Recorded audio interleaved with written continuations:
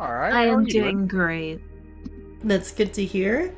I'm not sure if you guys could hear during the intro, but the thunder do be rolling in right now. Ah, I see. Mm-hmm. I did hear a little bit of that. Mm-hmm. Hopefully it's not too distracting, in the ways that are not stream ending, but we'll see. Okay. So, what have you guys been up to? Not too much. Just been, I've been doing some typing and stuff. My first day off in 12 days, so there's that. Jeez. Yo, let's go. And you get to spend it with your good old cartoon internet friends. Yep, Yeah. and the puppy. Who's scared of Aw. thunderstorms. Aww. Well, don't let him listen to the show then. He's currently begging me for my food that just got done. Oh, beggy puppy. Probably Yep. doesn't get any food then. And what about you, Carrot? I saw you hit Master Rank today in Monster Hunter. Oh, you mean me? Yes, I hit Master Rank today. It was pretty fun. I have to admit, I had to do the quest again with the sumo turtle. And I fainted and we failed. oh my god.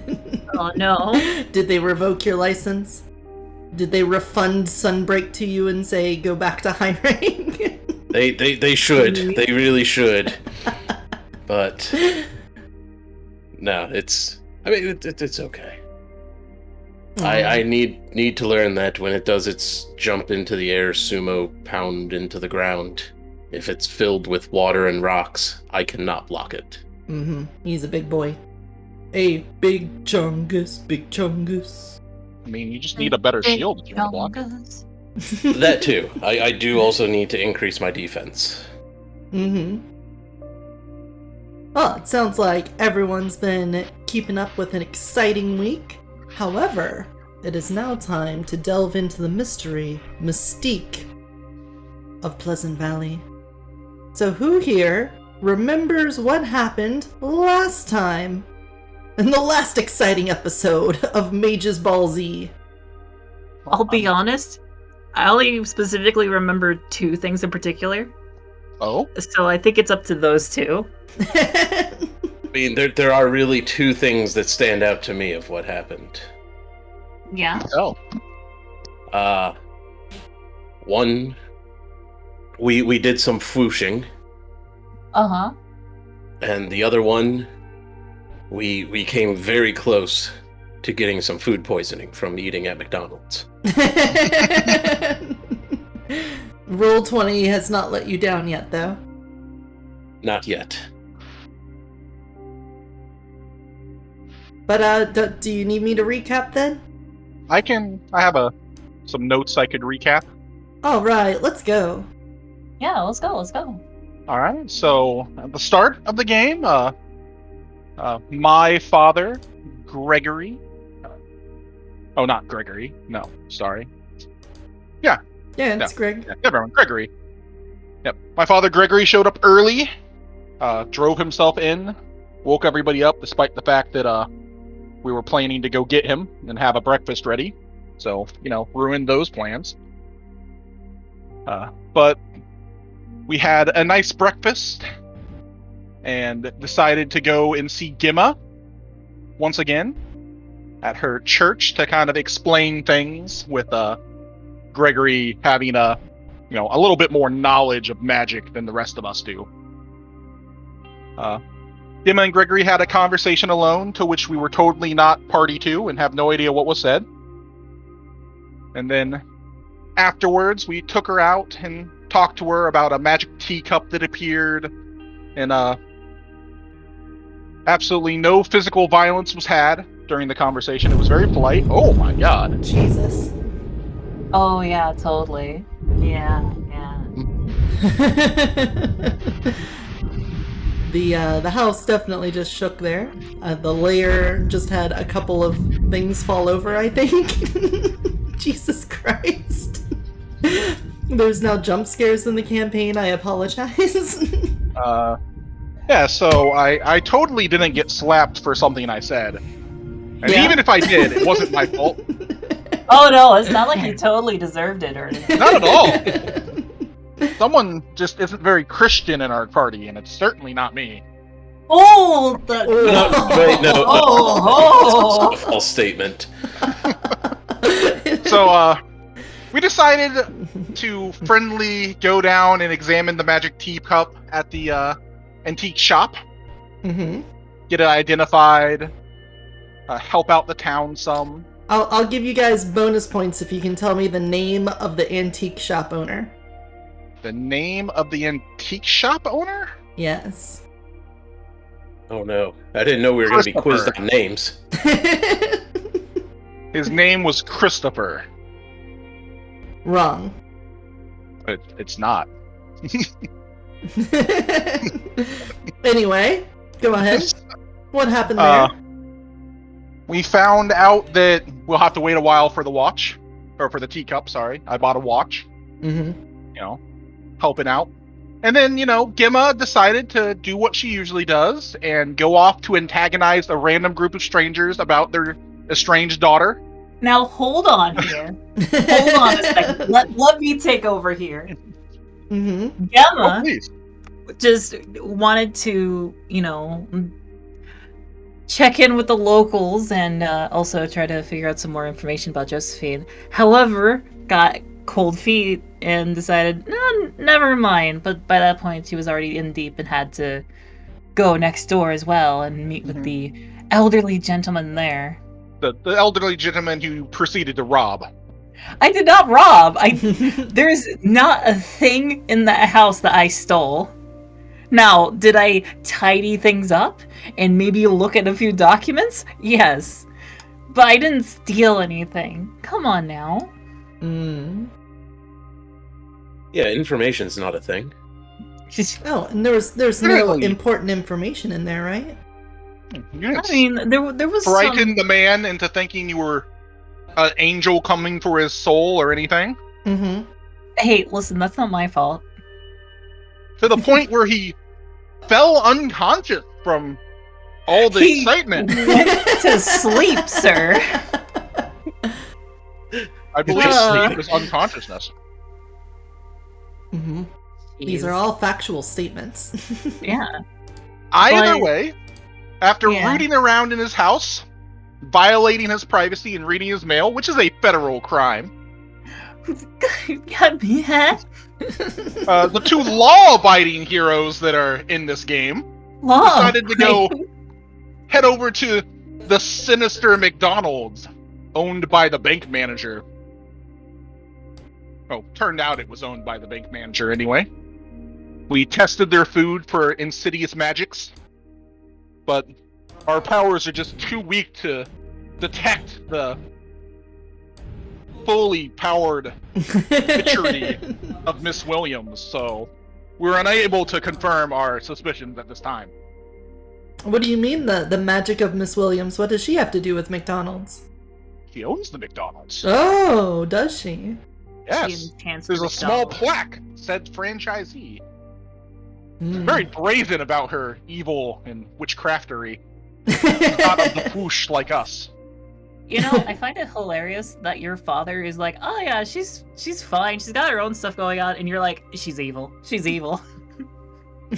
Look, she broke into my car? That's not a good thing. She Hey, maybe- antagonized and yelled at an old man? Did Threatening she his actually livelihood. break in? I mean, I may or may not have locked the doors. That's not relevant.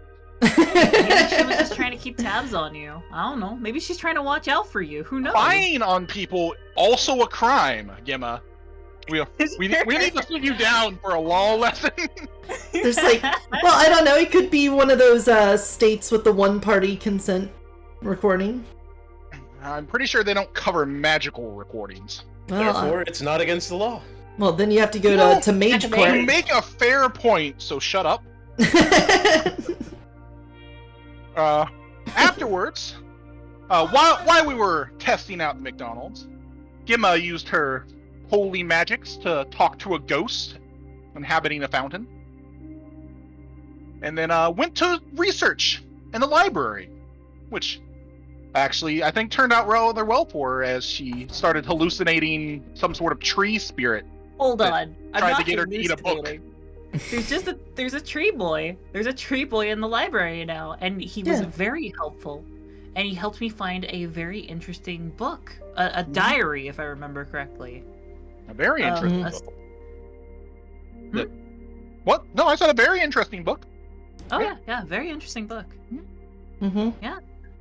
You know, that you had to go into a rap battle with it to be able to read. What? There was no rap battle. Like a humming rap battle.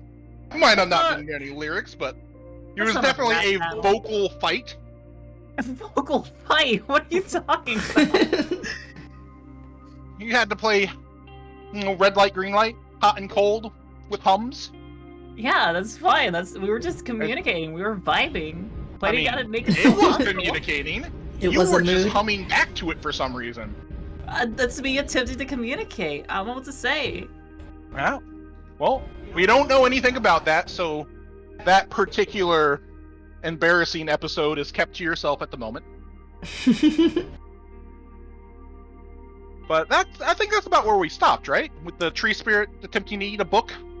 Yeah, it pointed out the title of the book to Gemma, and that was the end of the session.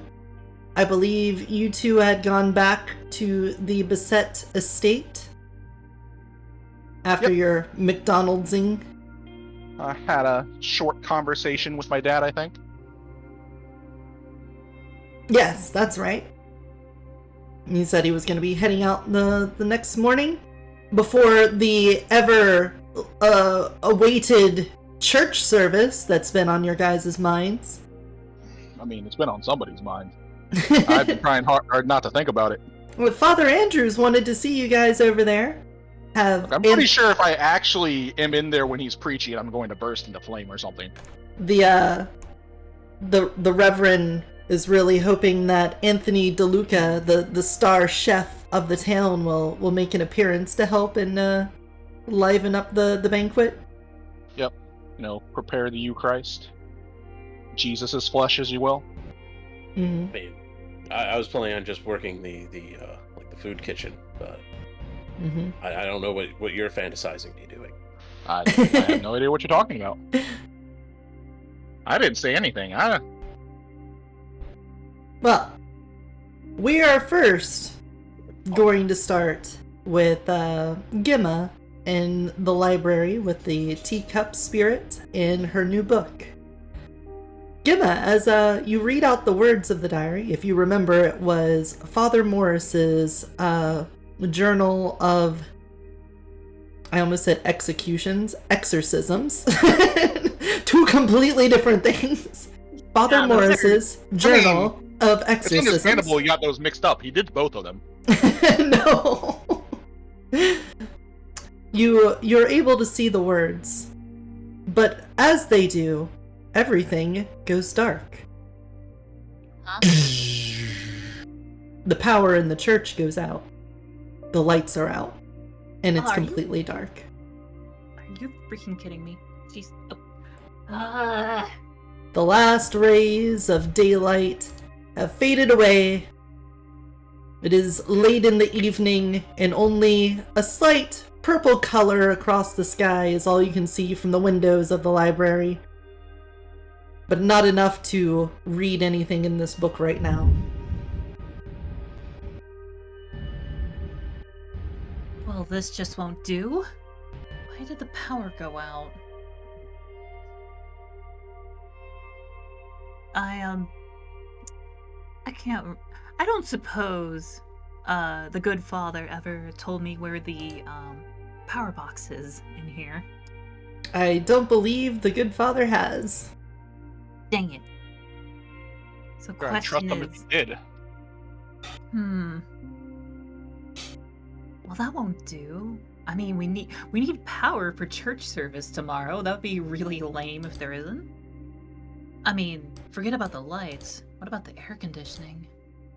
Ugh. let's see.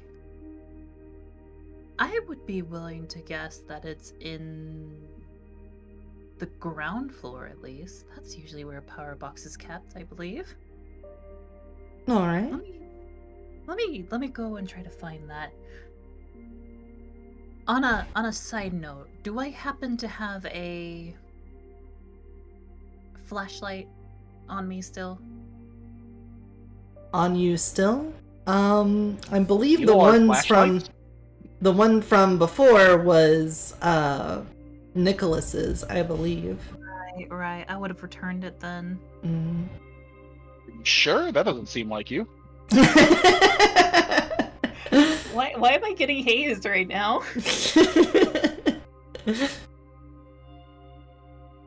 So you're fumbling around in the dark? Basically, yes. All right. Well, then let's make it a dice roll. How does that sound? Oh, that sounds just wonderful. Thank you. All right. Let's have a perception awareness to see if you can make it downstairs in the dark in this church you've not spent a terrible amount of time in. Oh, yeah, that's... At a difficulty 7. Oh, it's 7 too. Oh no. Oh. Oh god. Okay. Well, you make your way out of the library. You can hear the soft, or you can feel the carpeting in the hallway that leads to the staircase to the first floor. And you hold your hands out to touch the walls to get a bearing of where you are. And then when your left hand doesn't feel anything, you know you're at the corner where the staircase is. However, as you go to take a step down, you hear a sound that distracts you. It's the familiar sound of a little teacup rolling off the counter in the library. And you can hear it rolling across the wooden floor and then onto the carpeting. And this distraction makes you lose your footing. And you fall on the steps. Oh no. Can you give me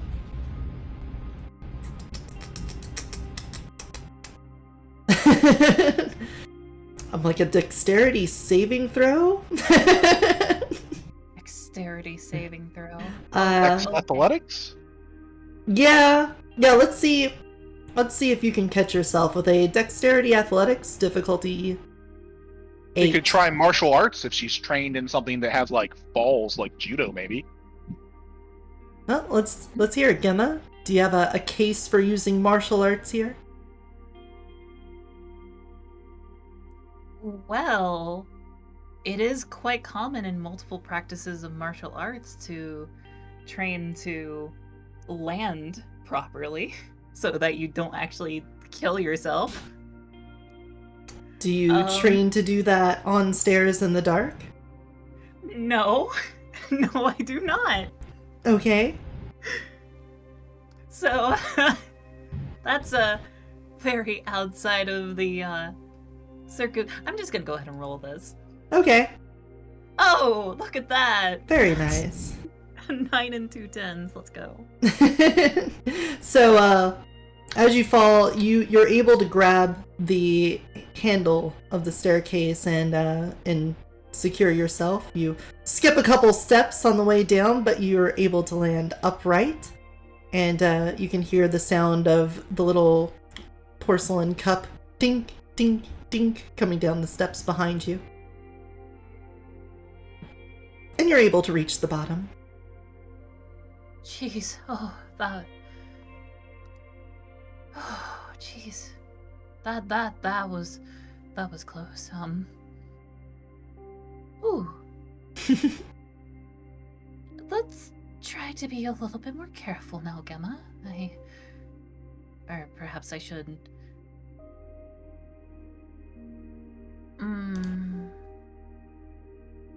To clarify, I know that I can't just create light, correct? That's just not something I'm capable of. Let's see. Didn't you do that to the ghost, though? Well, I was No. able to enhance the pre-existing light. I Yeah. don't. Yeah. So I'm not sure if I can actually just make light. Not without some prime right now. I see. I see. Okay. Okay. In that case,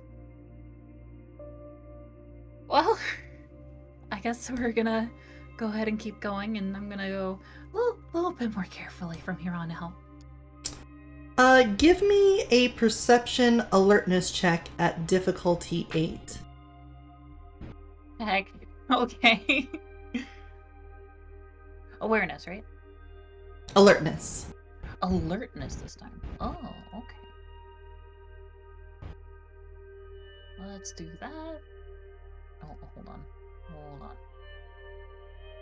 I messed up something here.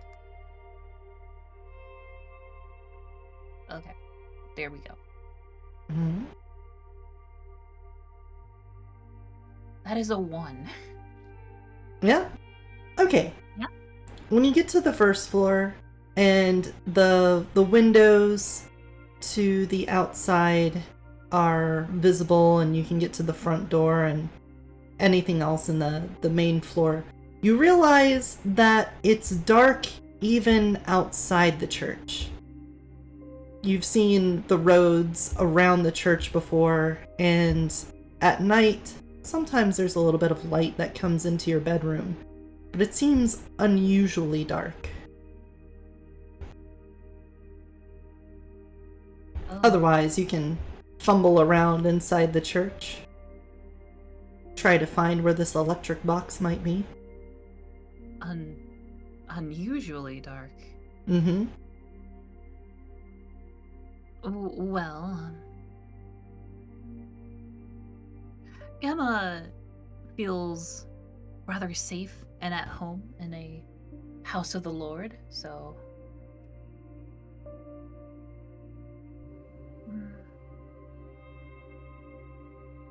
she'd basically just say, huh, oh, that's a little odd, but guess it's just a dark night.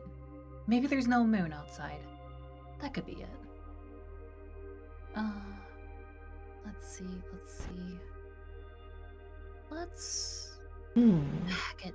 Am I actually going to just stumble around here in the dark until I find this box? I mean, that needs to be fixed before service, but maybe I should just go to bed. At this rate...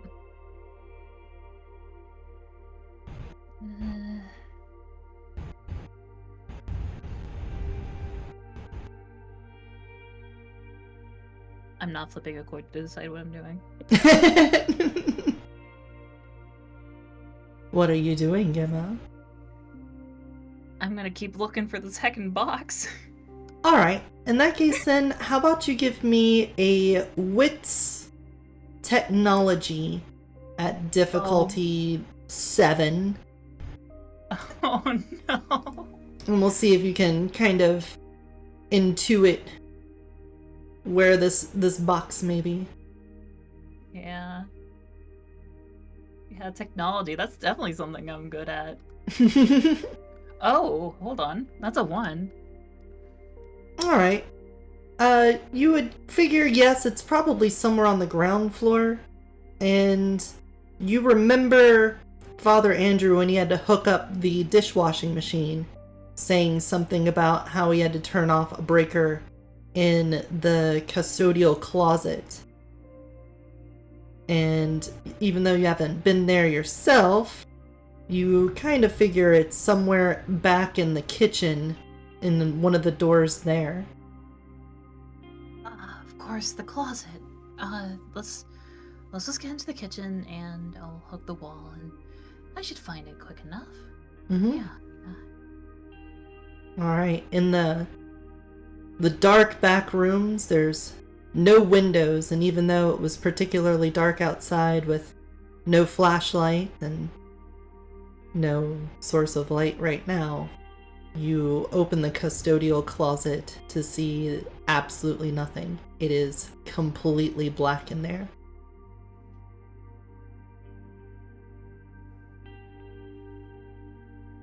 You know, standing here upon this threshold, I realized something. I don't know how a breaker box works. Now, let's put a pin in that, and let's head on over to the Beset estate.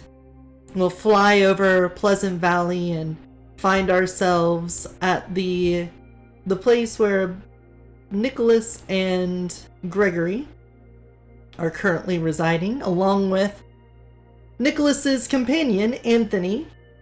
They've been home for a little while now after their trip to McDonald's. And while you're sitting there, just shortly after your conversation with your father, Nicholas, the power goes out in the Beset estate.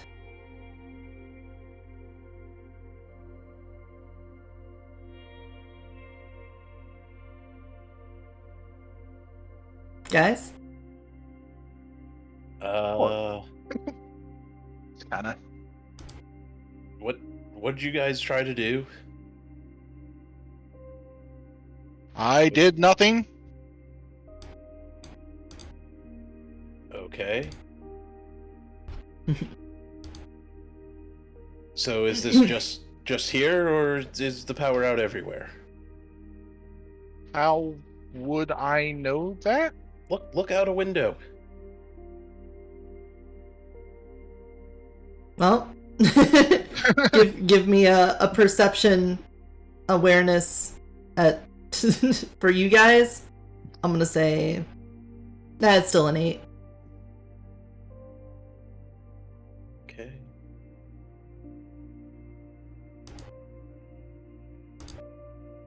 Perception awareness? Yes. Will be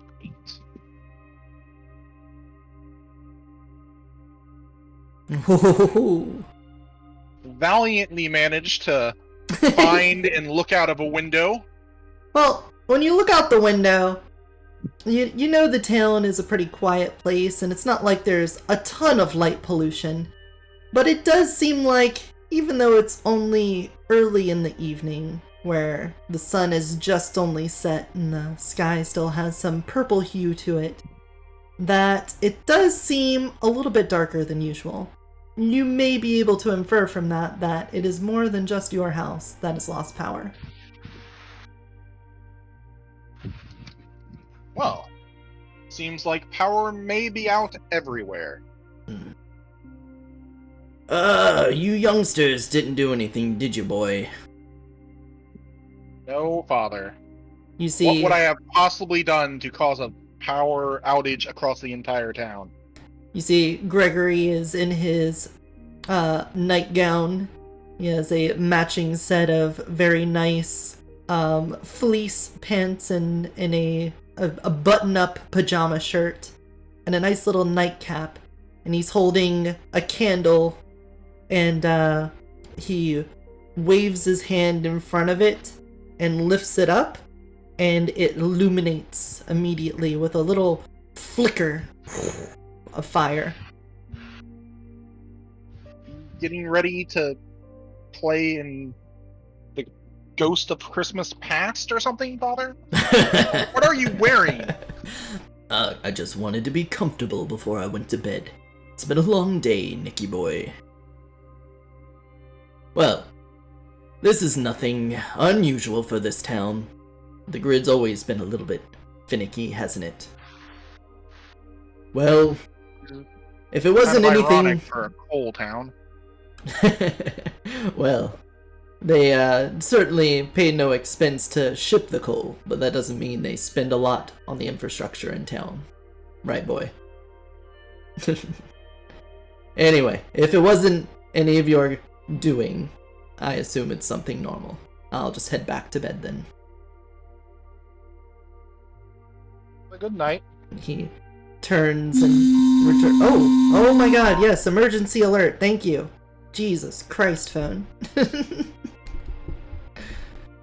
He turns and goes back to his room, and you hear the door close and the creak of his bed as he lays back down. However, there's a knock at the door. This late at night. I grab my meat cleaver. Yes, we will. As normal people do. And open it. And sitting outside is Richard from the antique shop. Definitely was named Christopher. Definitely not. So I have it written down. I had it written down too, because I typed it as I said it. Fair enough. We sure it wasn't Christopher Richards? It was- Richards Christopher? It is definitely Richard Pilton, owner of the antique shop. If I remember correctly, Christopher may have been at the McDonald's. Is that all? Oh yeah, there's somehow a siren going off near me. That's great. Anyway. Probably the tornado warning. Oh. Hold on, guys. I'm gonna, Yeah, check check out what that emergency alert was. emergency.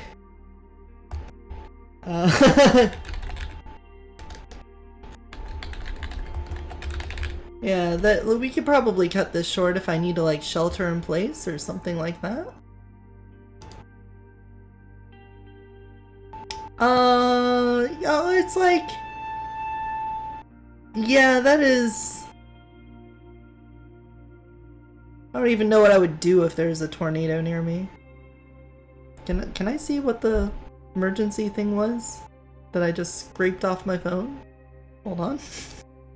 This is gonna be a weird episode to upload to YouTube. I apologize. I mean, basement's first. If not basement, then bathroom. And yeah, emergency.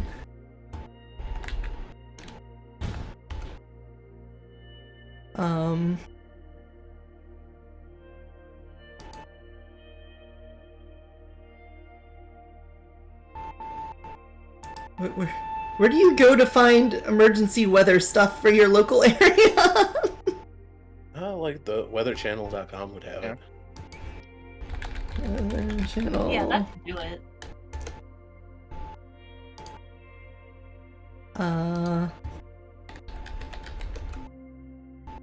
Yes. Well, it definitely says the weather, but it doesn't have anything about emergency thing. Hey, so let's just pretend like we're fine. Let's just will this into action like good mages, and everything's gonna be fine. So Yeah, Don't- that's how that works. don't mind the siren in the background. That's nothing. So anyway, I don't remember who Christopher was. I definitely remember coming up with the name Christopher, but I definitely typed Richard Pilton in as I said the name. So I know Richard is the antique shop owner. And he's sitting at your door and he's kind of twiddling his fingers. He's like, yeah, yes, Mr. Bissett, how do you do? Good. How can I help you? You Is see, everything all right? well, that's the thing. I was headed over here, and I think the power just went out. But that aside, the teacup you brought over earlier, I was doing the research on it as I said I would. It was a pretty slow day today, as it's just kind of always a slow day. But I'm sorry, I'm getting all mixed up right now. It's gone. I can't find it. The teacup. The teacup disappeared. Yeah, I had it on my counter. I had my book out, and I was just looking up and verifying some information, going through catalogs and magazines, trying to see if I could find anything from years back about it. And, I got hungry, so I closed up the shop so I could head on down to the McDonald's. And then when I came back, about an hour ago, Well, it wasn't there. It wasn't on the counter anymore. I looked all over, I checked to see if it dropped, let alone if it shattered, and I searched the back. I thought maybe I had, put it in my pocket. I checked my coats. I looked everywhere, Mr. Bissett. I have no idea where it went. I am so sorry. I lost it for you. I can give you a full refund for the watch. I have no idea what the value of it was, and you entrusted it to me, and I lost it. Calm down. It is perfectly all right. No, it's not. I lost it. it. Found on the ground. It wasn't some sort of special antique that hailed from the past glories of my house or anything. You are perfectly okay. Go home and get some rest. Are you sure? I can Of course. give you maybe a voucher for some other antique that's there. I feel dreadfully sorry about this. If you must, the next time I find something for you to identify, I will take a reduced price on it. Oh, absolutely, Mr. Bissett. I would be more than happy to. Thank you. I just thought I would let you know right away, so it didn't seem like I was hiding anything. Not at all. It's perfectly all right. Go get some rest. Seems the power has gone out, so it will get dark if you don't hurry home soon. Right you are. And he gives a little wave and a nod as he turns and heads back to his car. And in the darkness, you see just a few roads down from the Bissett estate, the bright, piercing lights of a car driving through the center of town. Someone else awake at this point of the night and heading in the direction of the church.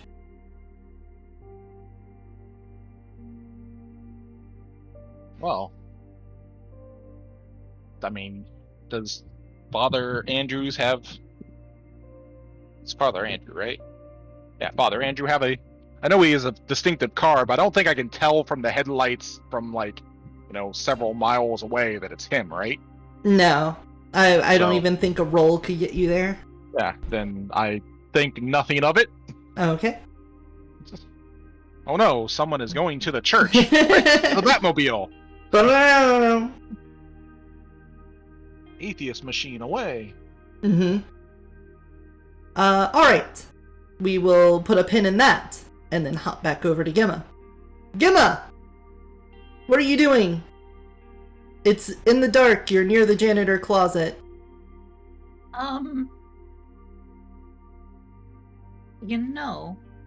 Standing here. I need a cough first off. But it occurs to me, it'd be really nice to have a candle right now. You know what there's lots of in the front room? Candles. I'm backtracking a little bit to go grab one. Alright. I think you've been in that room enough that you would know where the candle is, and there's one of those long campfire lighter type things next to it. Okay. Now with some actual light, let's go back, and I'm gonna try to decipher how to work this box. Alright. I can actually see.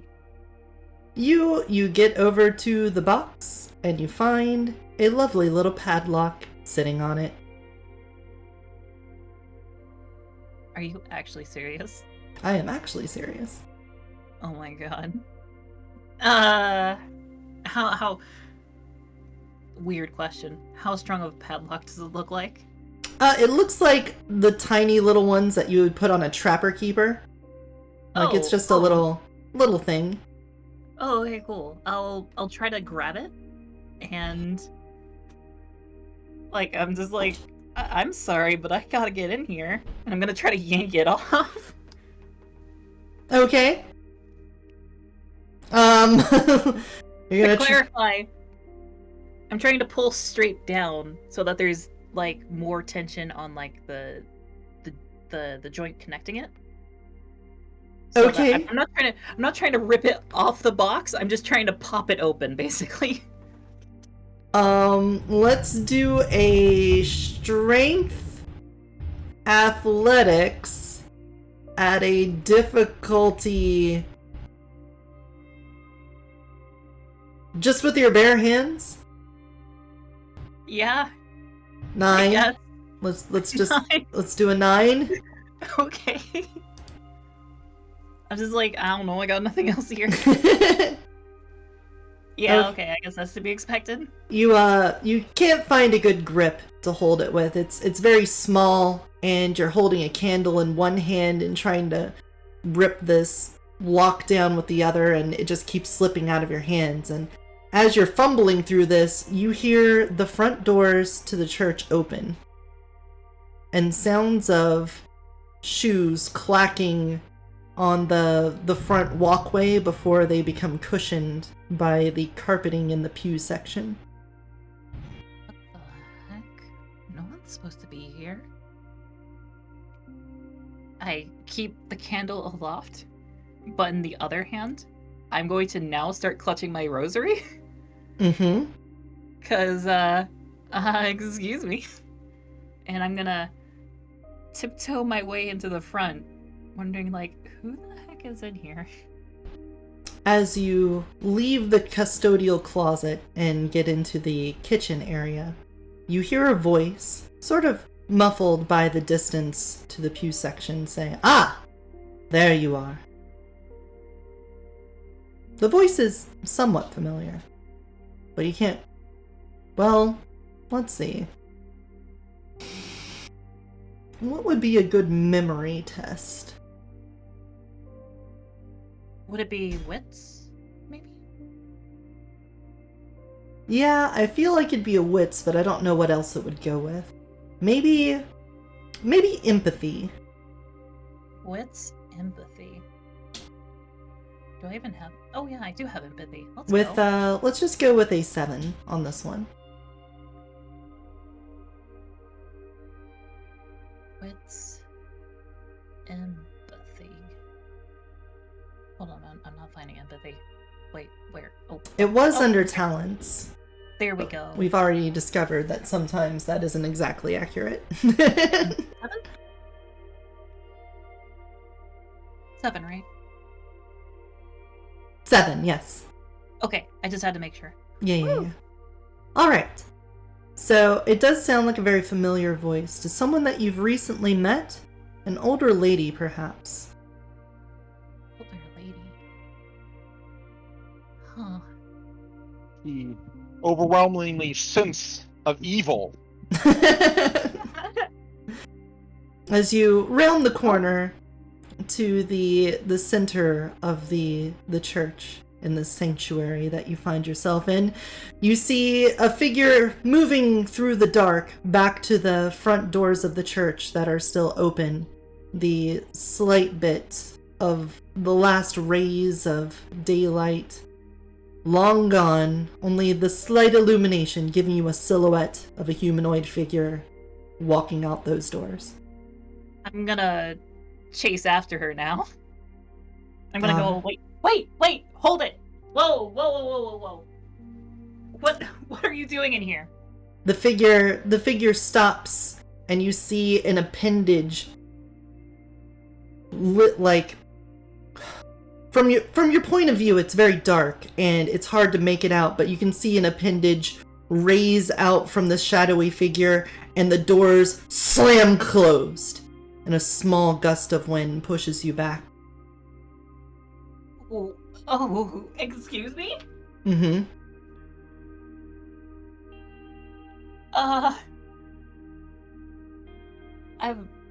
I'm gonna dust myself off a little and just go for the door again. When you All the while just when you reach the door, it's not like it's closed. Normally, you know, if a door is just closed and even locked, you have like a little bit of give there. You can kind of shake it, but it's like the door is completely stuck. It will not budge when you try to push it. It's immovable. movable, you say? Mm-hmm. Wall.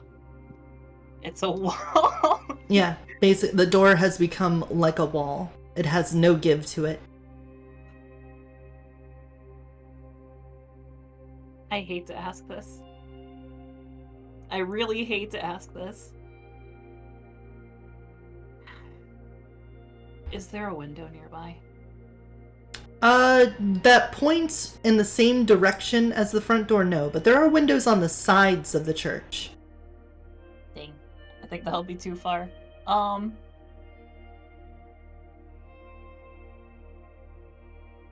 Ghosts just lock you inside your own church.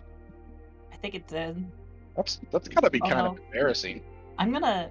You know what? Heck it. I'll go for a window. I'm going for the closest window, and I'm gonna try to open it and get the heck out there. Okay. You move Just through gotta the dark. open it rather than dive through it. Yeah. You are the windows of this church have not been moved in a long time. There is a substantial amount of dust and buildup and probably the carcasses of a few dead bugs that have been hanging around there. But that aside, the window latches are a little tough. You might need to give us a strength athletics at difficulty 5. Understandable. I can most certainly do that. Mm-hmm. They're a little tough, but you got it. You're able. You push and push and push, and then it unlatches rather violently, and the door, the window, as it disconnects from the latches, just kind of falls forward, and instinctively you know if it is allowed to swing open, it's liable to break.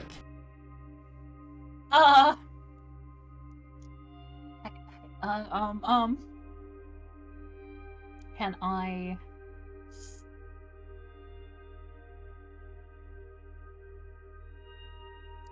I'm desperately trying to figure out what I can do to stop that without, like, slowing myself down too much. You can use your dexterity and try to grab it before it falls all the way. And we'll just Yep. say, like, a dexterity athletics at Okay. difficulty 7. Got it. See how quickly you can do that. Very fine. Before it can smash against the side of the outside of the church walls, you grab it and gently let it drop down. And you are able to stick your head out just as you see a bright red luxury car roar to life and start to peel out of the front of the church. Red car, huh? Mm-hmm. A familiar red car? A familiar red car. Also stinks Okay. of evil. Alright. It does not Okay then. have an aura of evil around it. I humbly disagree. Well, you're not there. I know. Seeing as it's peeling out, I know it's like... I'm not gonna be able to catch up to that now. I'm just gonna kind of shake my fists a little. Gosh darn it, heck! Who the heck do they think they are? Just breaking into a church like that. I'm gonna have a word with them. I have a very strong suspicion. Dang it. Well, guess there's nothing more that I can do about this. I'll close the window back up. And with that, I'll look around and see if anything is out of place from this intruder. Alright. You, return to the darkness of the church and find it difficult to notice anything out of place. Oh, right, yes. I guess the candle doesn't illuminate much now, does it? Mm-hmm. Oh, wait, the candle's probably out now that I think about it. Oh, yeah, well, the gust of wind and all of that. Yeah. I mean, if you relight it, I guess you can look around. Yeah, I'll just relight it real quick. Yeah, aside from the jarring experience, everything else seems normal.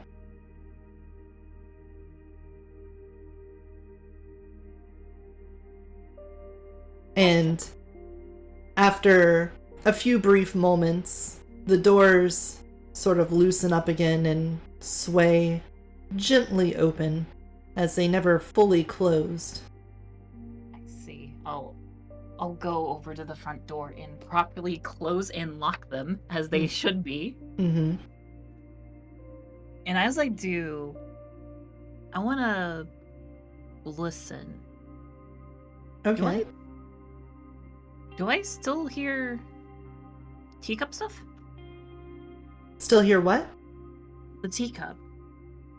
No. Huh.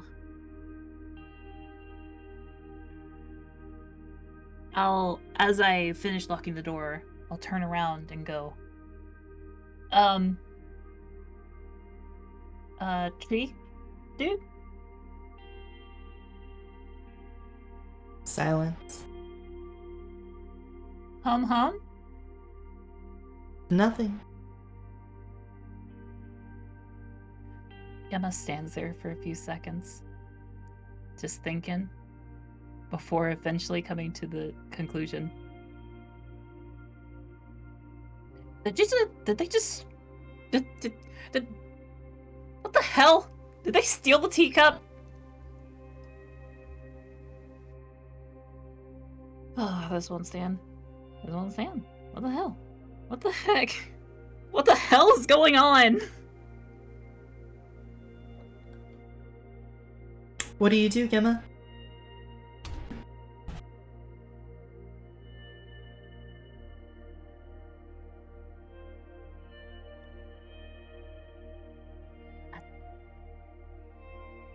How late would you say that it is? Say it's about 10 o'clock now.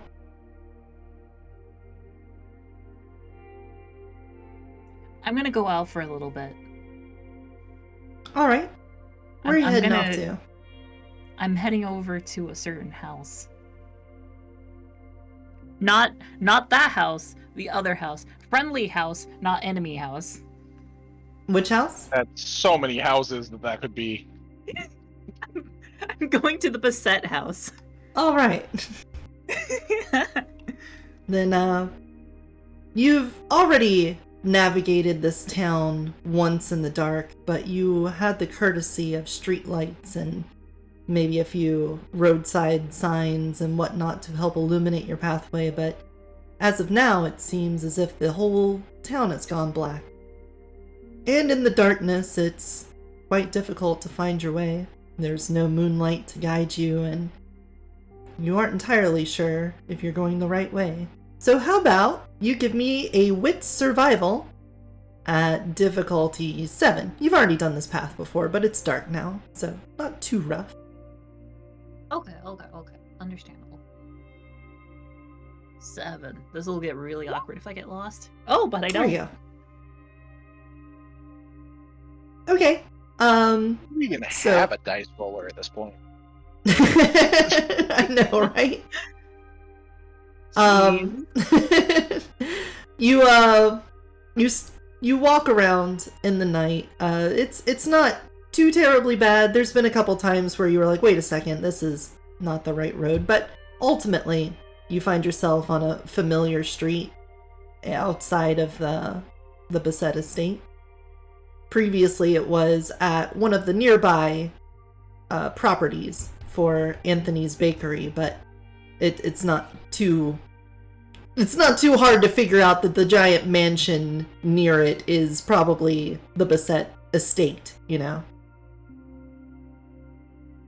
And you walk up to the door? That's right.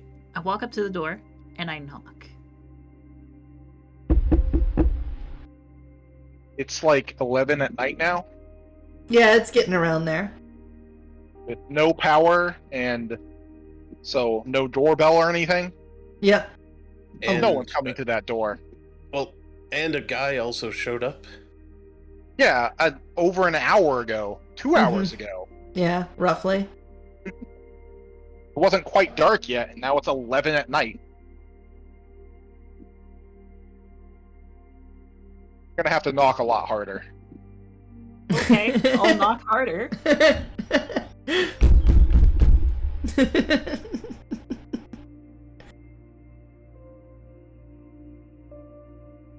Can I roll a strength athletics to knock harder? Are you trying to break down the door? No, I just want to knock on it really hard. You just But, knock I mean, on hey, it really it hard. happens. Okay, I And just knock Prince it and- really hard. Dints in my front door. Let's I don't see. With your abilities, though, you could amplify the sound being made with magic. Oh, can I now? Oh, what would I use for that? That's a good question. That's forces. Oh, would that be? That would be forces. Oh yeah, it would be forces. I didn't even think about sound. Yeah, I'll go ahead and do that. Okay. I'll, as I clutch my rosary in my hand, I just start to get a little frustrated by how just the need to bring justice, to bring retribution, and I'm gonna knock really hard and just All right. Give go. give me a arete at difficulty 5, Okay. and then explain to me how you're casting this sound amplification spell.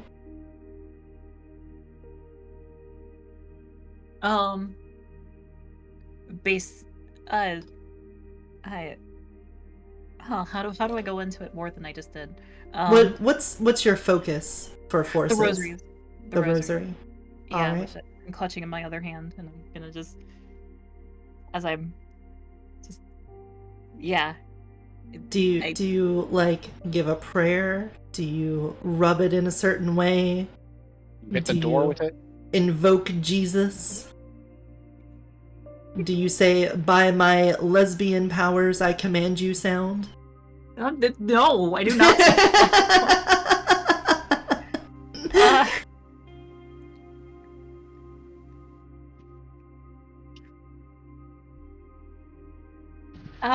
Do you do the Catholic cross with your head to your heart, then shoulder to shoulder, and then pound with the rosary on the door? There's a lot of there's some flavor you can give here. I'll kind of mutter under my breath. Oh ye, I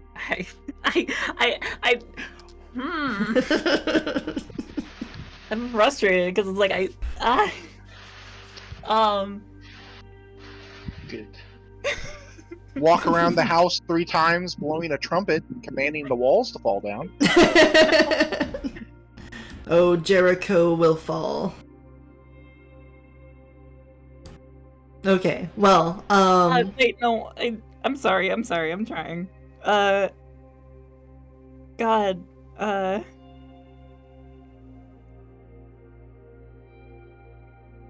command thee, wake the hell up. Bonk. No, sorry. roll? Now roll. Okay. Okay. Your hand hits the door, and the door shakes normally, but on the other side, a sound wave shocks through the house, knocking a couple pictures off the wall, and a picture frame shatters, and you guys hear a loud boom, almost as if it was like thunder or lightning had just struck outside the house. Oh my god, okay. What the fuck? Oh god damn! Nicky boy! What the hell? Nicholas is going to come out from his sanctum where he was, disheveled, clothes askew, holding like his bag in one hand and a scalpel in the other, and go, "What did somebody just blow up the front door or something?" I'll come out of my room with my meat cleaver. Are we under attack? What the fuck was that? I have no idea. I'm gonna go investigate the source of the sound. Hey, how long has Alright. it been? Huh? I mean, I'm we've been curious, talking how for long like, has it been? I don't know, 30 You- seconds? Yeah, you banged on the door, I would say about a couple seconds for them to collect themselves. Okay. I was gonna say, if it's been another minute, I'm knocking again. Okay. Well, you guys, as you approach the front door, you see what looks like an explosion had been set off at the front door, but with no, burn marks or anything. The what do you call it? The little carpet that you step on when you come into a house. Doormat? Welcome Yeah. mat? There's like a doormat that's been pushed a couple feet away from the door, and emanating away from it, you can see a couple of shoes that had been piled up there, knocked away. Coats that had been hanging on the wall near it are now on the floor, and of course, a couple picture frames are now laying on the ground with their glass shattered on them. Here. Where's...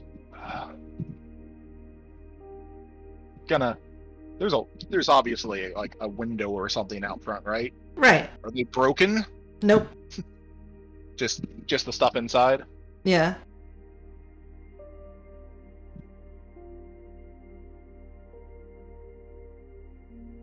Well, Father?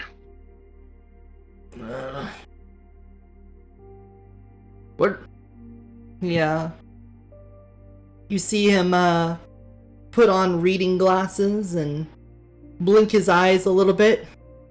He goes, "Oh!" and walks straight up to the door and opens it. And there stands Gemma in the darkness of the night in front of them with his little candle illuminating her face. Dear little girl, you certainly know how to make quite an entrance for yourself. Do you have any understanding of what time of night it is?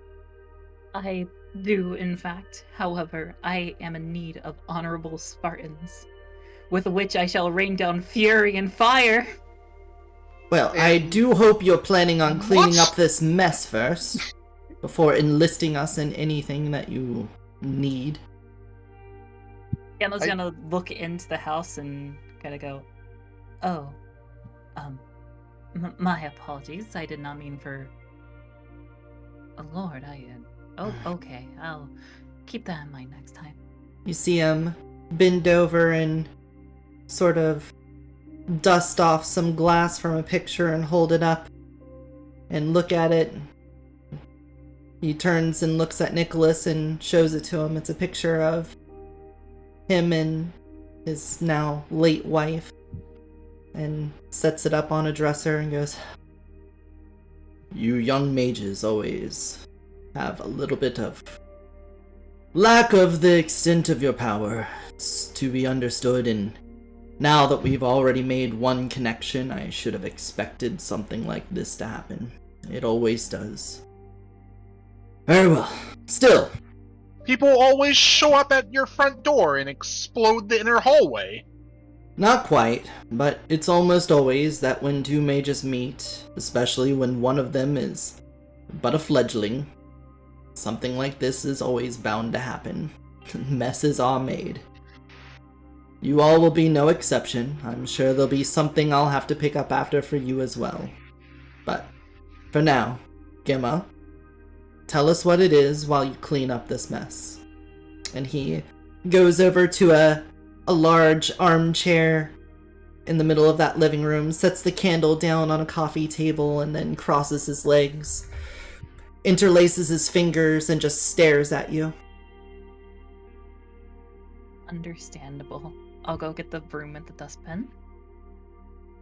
And as I begin to sweep, I will begin to regale my tale, explaining how, as I was looking around in the library, the teacup had found itself to me, and how I discovered that A teacup?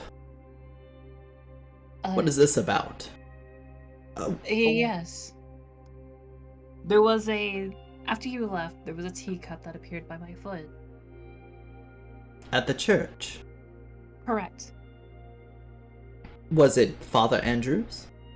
No, it was dirty and. Hmm. But I, after it had followed me back, It followed you. I assume so.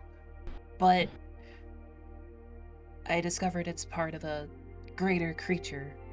A little tree boy thing. Yeah. I don't know, it's difficult to describe. I remember seeing something like it before in a book once, but Go on. it helped me find a book from the collection. Ah. And I was about to start reading it whenever the lights went out. Which, by the way, do any of you know how a breaker box works? Of course Nicholas is just going to stare at you angrily, twirling a scalpel in one hand as you talk.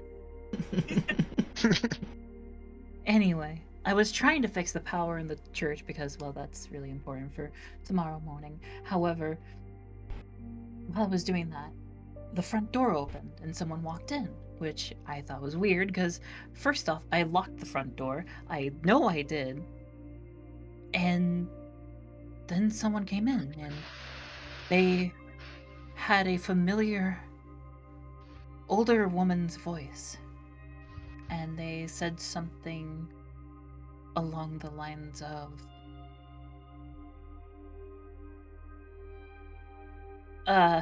There you are. there you are. Yes, thank you. And whenever I went to go meet them, they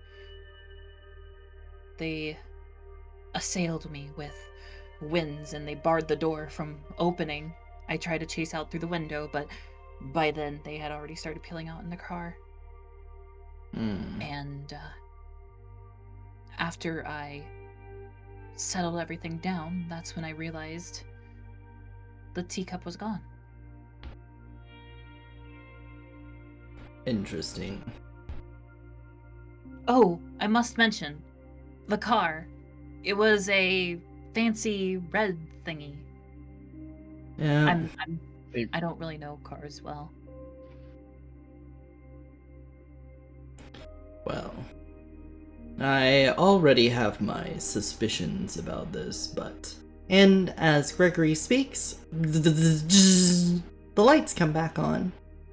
The lights around town also begin to flood in as street lights come back on, and some signs on the edges of the buildings that were not completely condemned also light up. Ah, there we go. Well, give me just one moment. And he returns to his room and leaves you all in the living room.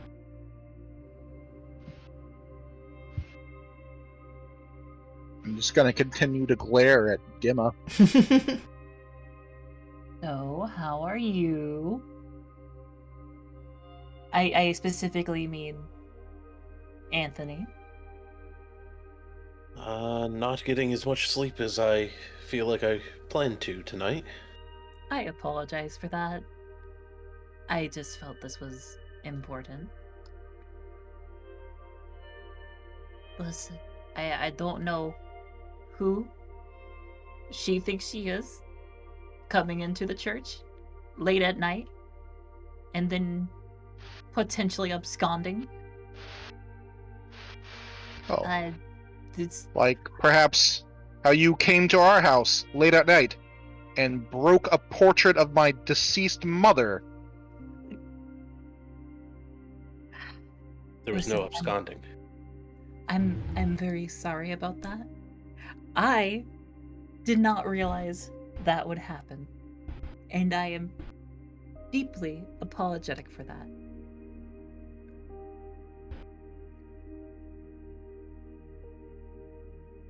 I will be honest, I've never done anything like that before, so Truly, how was I supposed to know that would happen? Have a phone, don't you? Well, the only one that I have is the rotary one over by the church, but the power was out. So, Nights. Mm-hmm.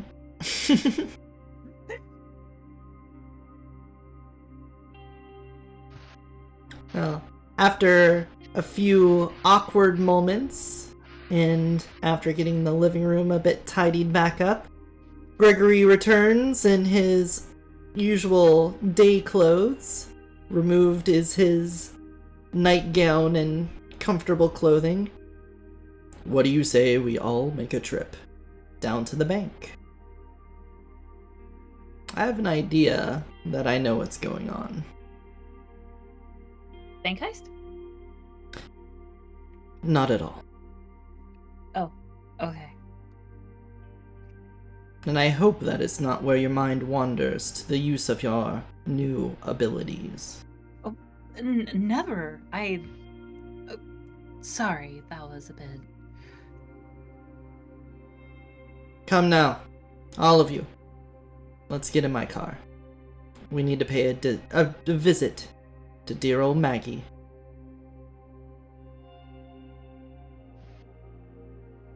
Very well. Okay. Yeah. Hmm. Invites you all into his car. He turns it on and heads into town, and yes, as you pull up on Main Street to the first bank of Pleasant Valley, there of course sits one lone car outside of the bank. It belongs to Margaret. He pulls up. Well, I'm sure before we even go in here, she has her reasons, and she will try to talk me out of this, if we can even get her to speak to me. However, I don't take kindly to someone throwing her weight around as such. I had not spent a lot of time in town, but if this is how she's beginning to act, maybe there is someone who needs to set her straight. Come, boy. Watch your father at work.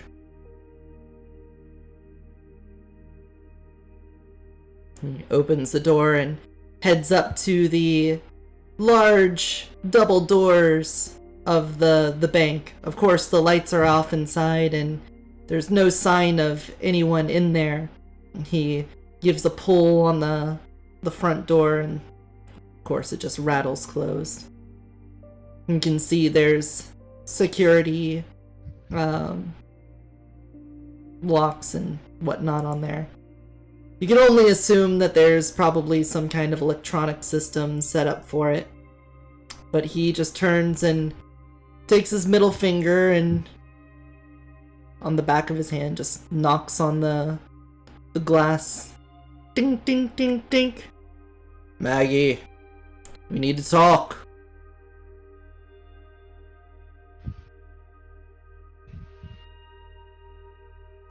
Ting, ting, ting. Maggie. Miss Williams. Fine. Gregory then, you see him look, he like pats himself down on the vest that he's wearing, and then he returns to his car and he pulls out his briefcase, and in there he pulls out a couple of little seeds. Now, stand back, look around, see if there's anybody watching. I know I'm amongst non-sleepers here, but it is always dangerous to do something like this. And you see him shove a couple of seeds into the doorway. He then pulls out his glasses again, puts them on his face, and blinks a couple of times and adjusts them on the bridge of his nose. And then gets down on one knee and looks right into the little crack where he put the seeds in and leaves the palm of his hand over it. Then he looks up, looks around, and lets out a deep sigh. And the next thing you hear is a little crack in the glass. And he removes his hand, and you can see that the seeds have sprouted. And they pushed apart the door and caused a little crack in the glass. And he pushes a little bit more, and they seem to release the lock. It's pushed it back through. Maggie's going to be mighty upset with me about this, but we need to talk to her. Sounds like she's being a bit eager, and so maybe a little bit of force is necessary here. Alright. We're all getting in trouble for this together, so join me. Welcome to being a will worker. You're gonna have to overstep some boundaries every now and again. Yes. First you yell at her for breaking on our door, and then you break into a bank. Just... Yes. Well, I'll dare her to say anything about it to anyone. Well, Sheriff's gonna be here in 20 minutes. Well, then we better hurry. He opens the door and bows down and gestures you all inside. Why not? Just go from walk in. Yeah, let's just walk into a Go. bank that we're breaking into, yeah. Yeah. And he Change steps face next time.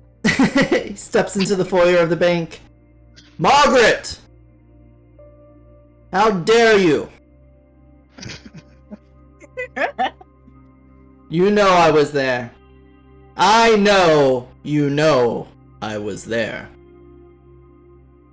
You hear echoing from around a corner her high heels.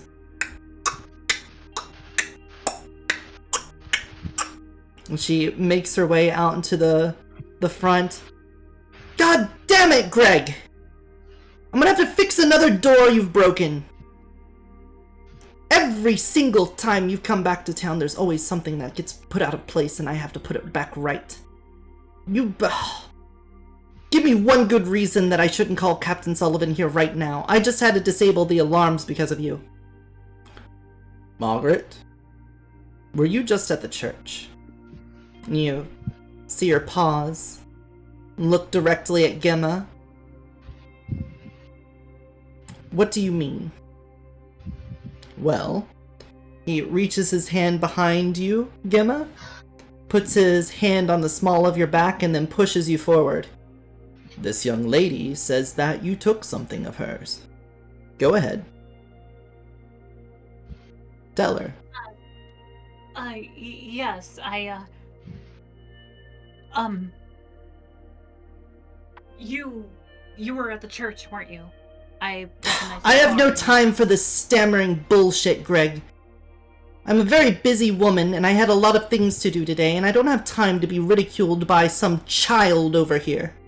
By breaking into a church and stealing some sort of teacup spirit. Yeah, Very busy to another church? And? Yeah, you know, those really tie up a lot of my time. Did you also steal the one from the antique shop? Or is that just the same one?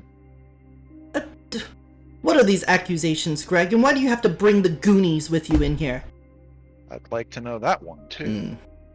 Look, your abrasive tongue aside, it sounds like you're just wanting to put your nose into everyone else's business, Maggie. I know that's your forte, but I think it's gotten a little bit out of hand. Gregory, you have no right to tell me what to do to protect this town. You're never around to do anything here, and it's always up to me. What does breaking into a church and stealing have to do with protecting this town? Well, you tell them then, young lady. It was no ordinary teacup, right? I already told them. It had, like, a tree spirit. Exactly. And what was this tree spirit doing?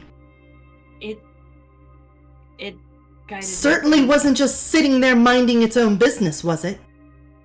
Well, when we found it, it was. I mean, it helped me, yes, but how are you involved with this? And why did you have to break into the church? Listen, Gregory could tell you this, but apparently he wants to make a big scene out of it, so I'll let you in. Yes, I am a mage. Yes, I know all three of you are mages too, as well as Gregory here. Let's get that all on the table now, since apparently we can't keep this a secret from anyone. Thank you, Greg. Margaret. I mean, You don't did have to- kind of tip your hand by breaking into my car and leaving a magic card under the seat. Excuse you, I never broke into your car. I can just make sure that the card can get in there. No breaking like some people. She glares at Greg. I never leave messes like that. And I am surprised that a person of your experience was able to even recognize that. Once I realized that the card had left your car, I had to retrieve it by those means. But this is all an aside anyway. That teacup had triggered a few of my alarms. It was a magical entity roaming about town. It could have been seen by any number of things. We could have incurred paradox, let loose an abyssal creature on this town, and then we would have had men in black roaming every corner of it, ready to lock us all away. Margaret, Millions. your paranoia is unacceptable. It allows you to just wantonly and brazenly walk into a church and harm a young lady.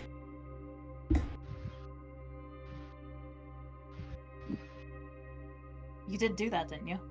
You casted that wind? You barricaded the door? Yes! It would have been best if none of you had known it was me. I could be the silent protector of this town to keep people from getting exposed. Maybe have a less flashy car to drive around then. Look, I figured with the darkness it would have been fine. I see now that maybe you're You also perceptive. turn out the lights in the entire town to break into the church. Wait. Huh? I own this town, you dolt. Of course. And Gregory, is this interrogation over? Have you gotten what you wanted? Margaret, every time I'm in town, I hear little stories. Father Andrew telling me about your problems with the farmer's market, between the closings and everything else. Makes me wonder what you are up to, and I've gotten more than a bad feeling about you recently. I know we've never gotten along, but this seems a bit extreme. Ugh. I feel dreadfully insulted. To hear this coming from a man who doesn't have a time to spare to help a town that rose him. They gave him everything. Everything! I've been out all around the world helping people. This town may be where my home is, but my bare hands is what brought me up. It's nothing to do with this place. How dare you? Well, I will be keeping this little teacup, since it's apparent that you all will just let it run loose across town, potentially causing who knows what kind of problems. Now, hold on. The only reason it left the church to begin with was because we wanted to figure out what it was. Now Oh. that we know what it is, we can take care of it just fine.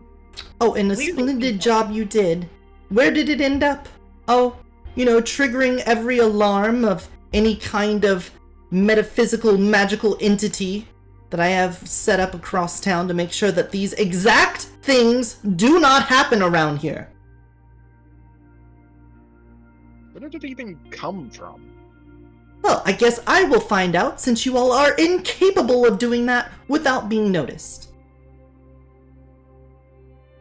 But wait, did this teacup go from the antique shop all the way back to the church?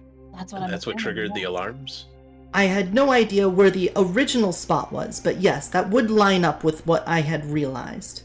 Hold on. The Okay, so the original spot was at the church by my foot. Not at all. No, That- that's where we first found it. That's But it has to have come from somewhere before that. Yes. Hold on. Maggie, what are you saying? I'm saying it triggered some of the alarms outside of town. I have some on the perimeter of the city. It traveled into town, directly making a beeline for the church. And then it sort of disappeared for a short while. I lost track of it, and I went searching for it. I thought maybe it had something to do... And she stops. Regardless, I then noticed later in the day that it had triggered another set and it had approached the church again. So I decided to wait until night so that I could come and claim it and then figure out what it is and get rid of it before it causes anything to stir up trouble. Wait a minute. What exactly do you mean by get rid of it? Well, dispose of it. Exorcise it. What? Kill it?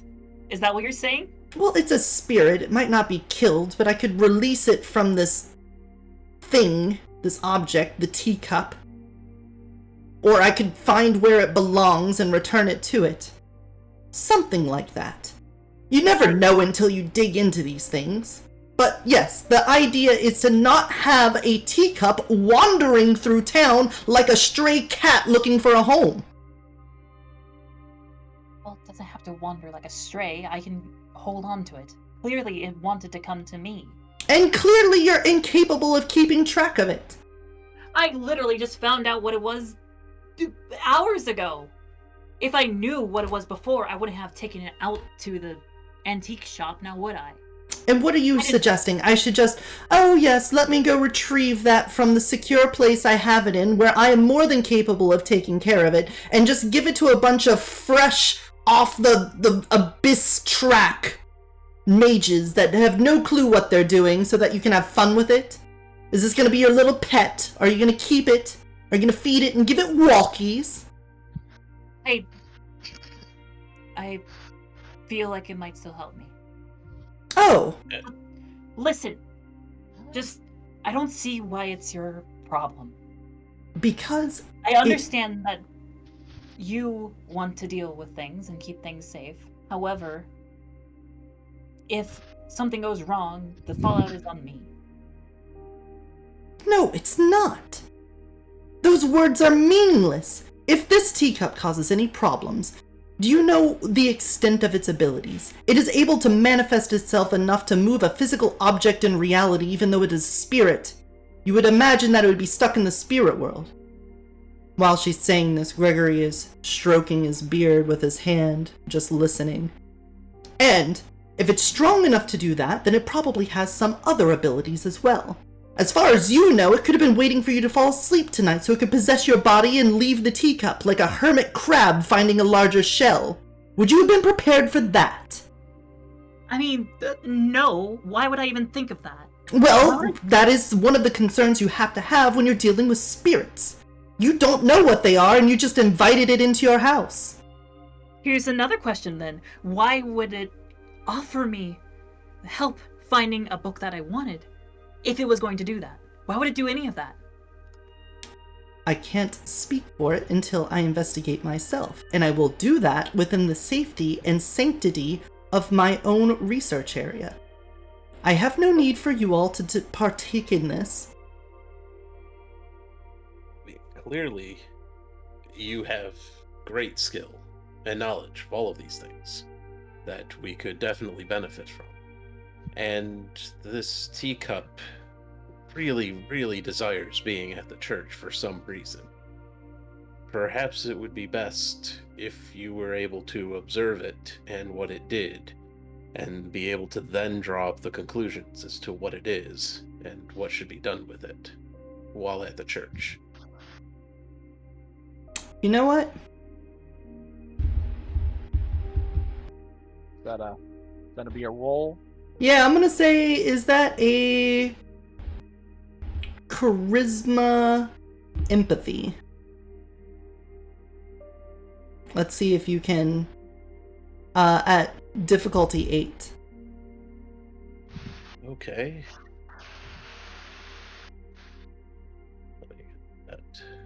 charisma, See you. empathy, Mm-hmm. Our social characters finally get a social? trying. You know what? Because I've only got 5 dice, let's spend a point of willpower. All right. Because this is where the dice are going to end up kicking us.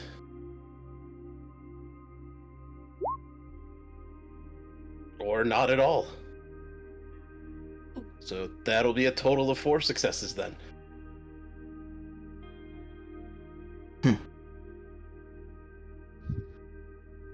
Gregory stops stroking his beard. Margaret, the boy, has a point there. If this spirit was drawn to the church twice and offered assistance, it doesn't seem to be a malevolent creature. Gregory, just because you always want to see the positive in things does not mean the negative isn't there. And that is exactly what causes these things to get out of control. Now, I will concede that is a fair point. That if it is drawn to the church, then perhaps we could do something there.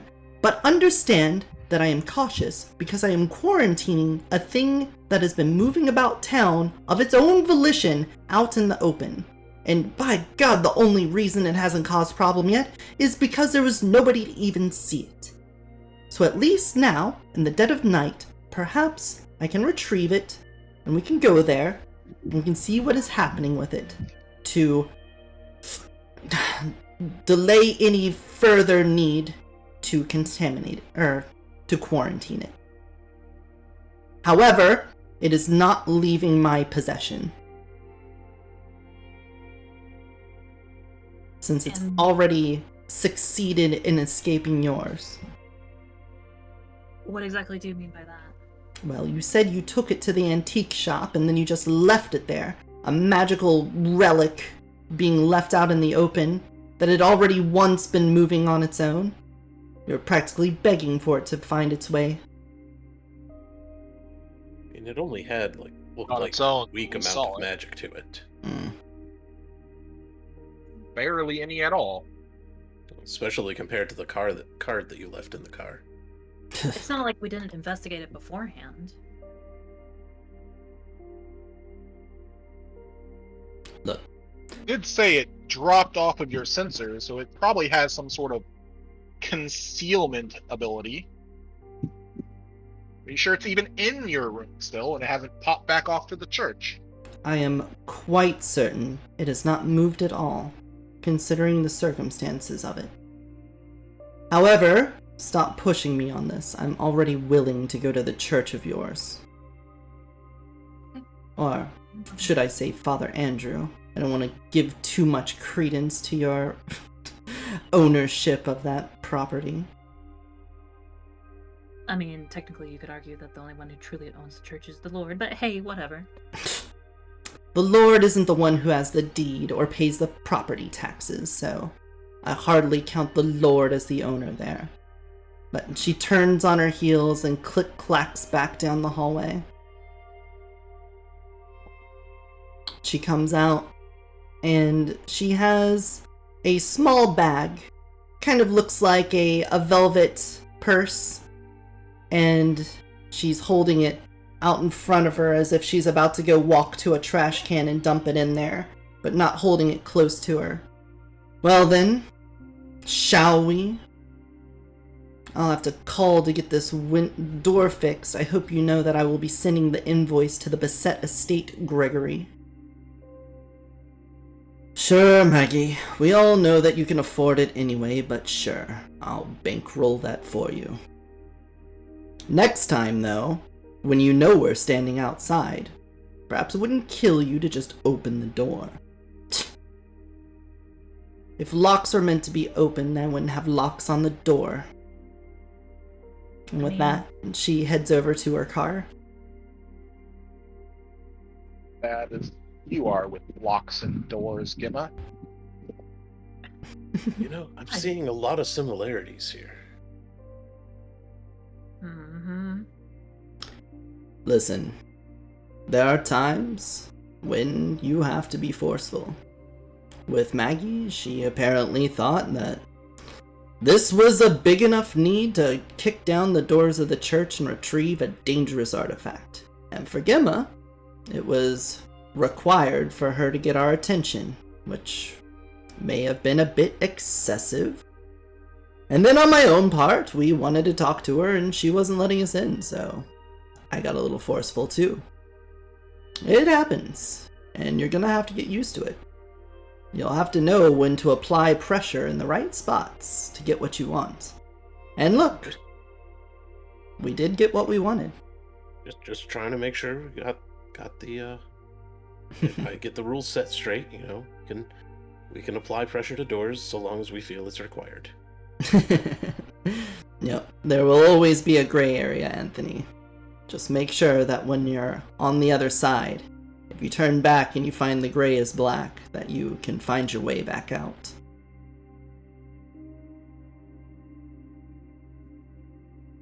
And who wants to go to church? I do. Your short caravan of 2 cars arrives at the church, and Maggie steps out. It's now going close to midnight after everything's said and done. So, what was it? Germ? Whatever your name is, where are we headed to? Okay, I know you know my name. It's Gemma. Vanya, right? Not you too. Yes, I'll go ahead and open the door. Gemma goes ahead and steps up and goes... opens it up. Alright. She immediately starts heading towards the steps with a very razor focus, knowing exactly where this library was without you having to say a thing. There we go. Alright. And as you all gather into the small room, she upturns the bag and lets the little teacup, still with little bits of dirt caked onto it, fall onto the table. Alright. Do your thing. Okay. Yeah. I go ahead and reach into my sleeve and I'll pull out my book and I'll go ahead and flip it open. Ah. So that's what that was. Gregory, do you notice anything familiar about that? Maggie, Famous I can't water say I spouting can. book? So it's a famous water sprouting book? No. She's on to something else. What are you saying, Maggie? Well, doesn't it seem to have a certain flavor about it? You know? What are you getting at with that? Well, if you all don't know, I'm not about to tell you. But now I am even further discouraged from wanting to work with you. Listen, I know you may have feelings about the last person who probably touched this book. Ah, so you're not going to play secretive with it. Just, what's your issue with it? As you said, this is definitely the work of Josephine. Gregory gasps. Ah, now I see, Margaret. No wonder. You had a sense about that too. Well,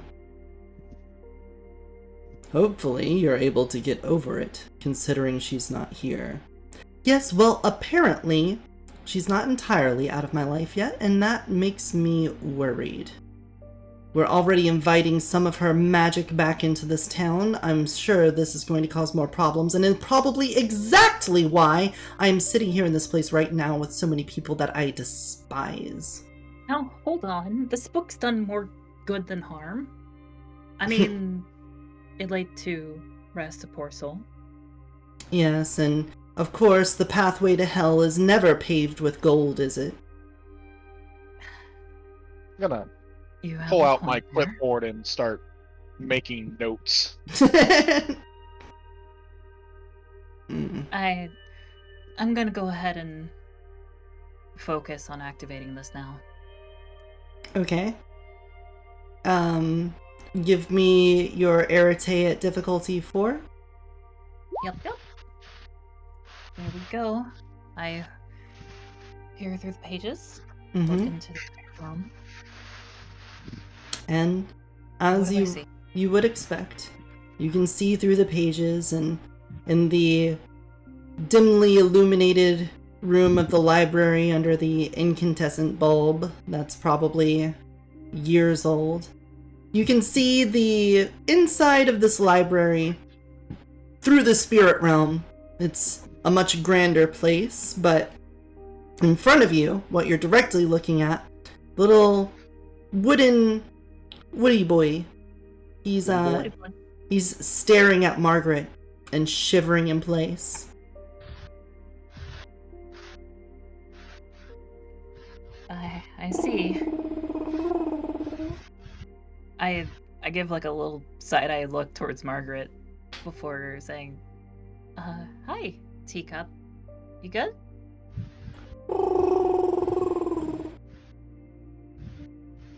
He just sits there and continues to shiver, and he looks at you, and then he looks at Margaret, and he looks down and just kind of stares at the table in front of him. I'm gonna look up at Margaret and just say, I think he's scared of you. Pathetic. That's awfully mean, don't you think? It's not like I'm trying to win him over or anything. But let's see, what is it that he does? Does he do little tricks for you? Well, he got the book for me.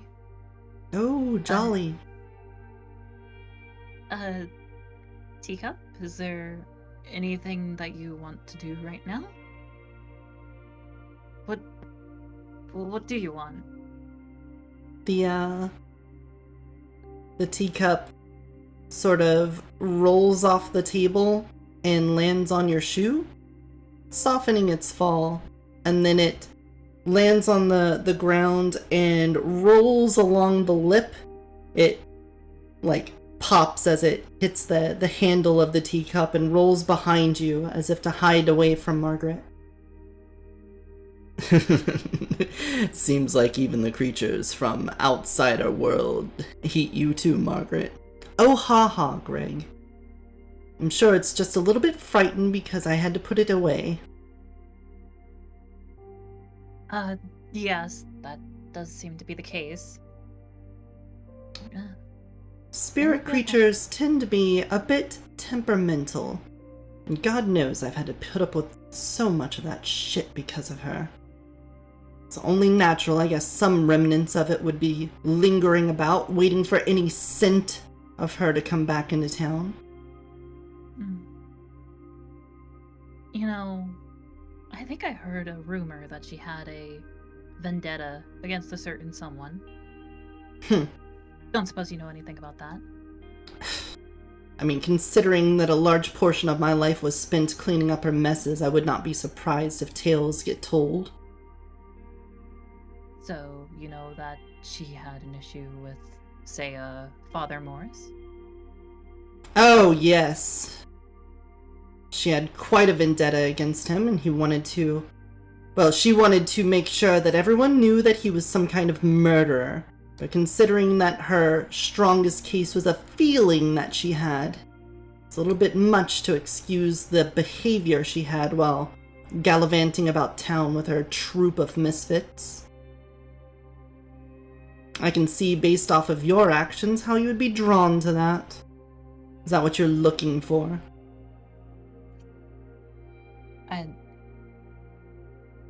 No, I'm not looking to cause any trouble. Although, there is something interesting. I want to go get the book that was pointed out to me. Father Okay. Morris's journal. Alright.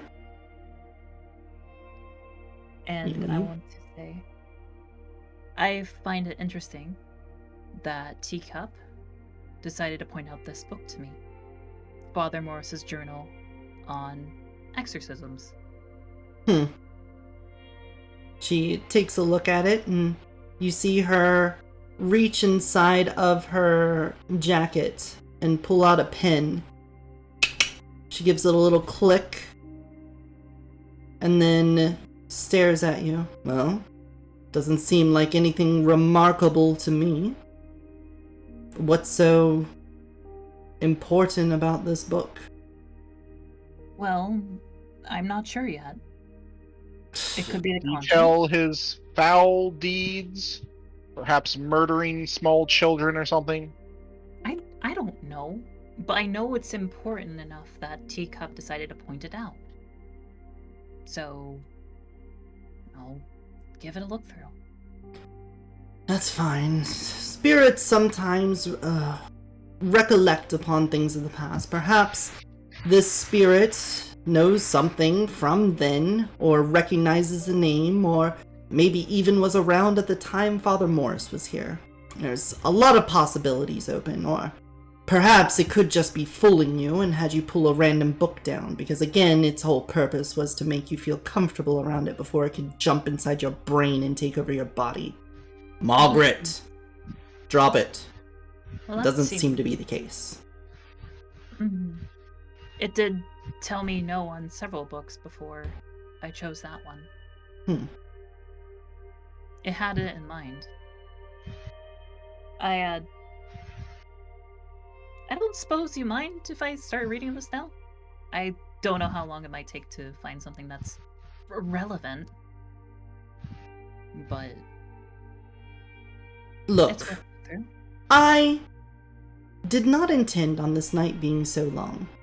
I knew that there was trouble in town. I was trying to clean it up. I see now that I'm going to have to go through a lovely little organization of younglings here in order to do my job. So, please, you know what? Keep the teacup, but I swear, if it leaves your possession again, it will be locked away. If the greatest ability that it has is to cower in fear of someone standing in front of it and do a book selection for you, by all means enjoy your teacup librarian. I will be leaving now. I've had enough of this. I am not putting up with more of it. Again, do not let me see this. I will take it again. Gregory, good night. She walks away in a huff. Have a good night then. All right. She needs to put on more comfortable footwear. You're probably right there, boy. It probably wouldn't kill her. Or if she probably had something nice to eat. Yes, I definitely sense that she is missing out on a good meal. Owns a McDonald's, so Yes. I wouldn't be surprised if Maggie had something else. She might even ship food in for herself, right on the rail line. She's a hoity-toity one. Even though she owns the McDonald's, I doubt she eats there herself. Now, Gemma, you handled yourself well there. Boy, you too. Anthony, it's fine. You were able to break through that hard wall of hers. She's got quite a thick shell, so very impressive. But I too am getting a bit tired. Good job, Gemma. Gemma. Good job, Nicholas. You're okay, Anthony. Yes, well, I'm not sure. Anthony, I have to be honest, it's hard for me to read you. I feel as if there's some connection we have, but I don't want to sound overly sentimental or treat you differently. It's just an odd feeling. I hope you understand. Oh, but of course. I don't take it personally. Gemma, would it be alright if I took a look at this book? Yes, you can go right ahead. I don't see why I shouldn't trust you with it. Gregory holds it up and once again adjusts his reading glasses and looks down on it. He flips through the pages and flips back again adjust his glasses another time and seems to start over from the beginning of the book. Well, I agree with Maggie. It doesn't seem extraordinary in the sense that I don't find anything magical about it, so he hands it back over to you. I'll leave you to do the research on this one. This little fellow here must have something very important to tell you. Seems like he traveled quite a long way if she's saying it came from the woods all the way to town. And came directly to you. I wonder if it's the thing Father Andrew was saying was making noise out in the woods. Well, you never know. A whole host of teacups hanging from trees. Yes, Stranger I'm things sure have we've happened, my solved boy. that mystery. You may laugh, but stranger things have happened. Now, are you all knee deep in this mystery? Would you like to stay here for the night? We could have a little book club. That sounds nice. I'm sorry, but sleep does need to occur. You do have service tomorrow, remember? You're right, I do. And then there's serving food as well. Yes, you raise a good point. I suppose I should rest up. Guess it'll take a little bit longer before I actually check this out.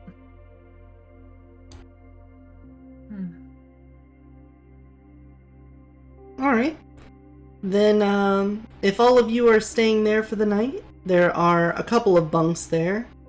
Gregory is going to go find Father Andrew's office and just slouch in his office chair and fall asleep there. Oh, yeah. And reading the book, you're able to get... How much time are you going to spend reading this? It's already, I would say, getting close to 1 a.m. as you all are deciding what to do. I read about maybe like a chapter or two. Okay. Of course, it's probably not in chapters. But Yeah. As you read through the first couple of pages of this book, it details Father Morris's stance on exorcisms. He talks about how he's currently dealing with a case that he doesn't know what to do with. He's got a young woman that he's very familiar with that seems to have kind of gone off the deep end. And he's detailing his investigation.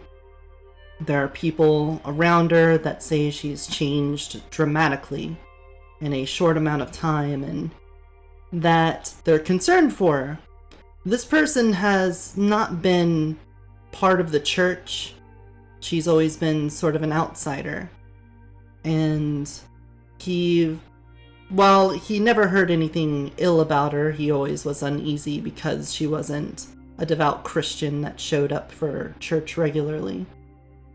But hearing about some of the things that she was doing now, she was lashing out and causing problems.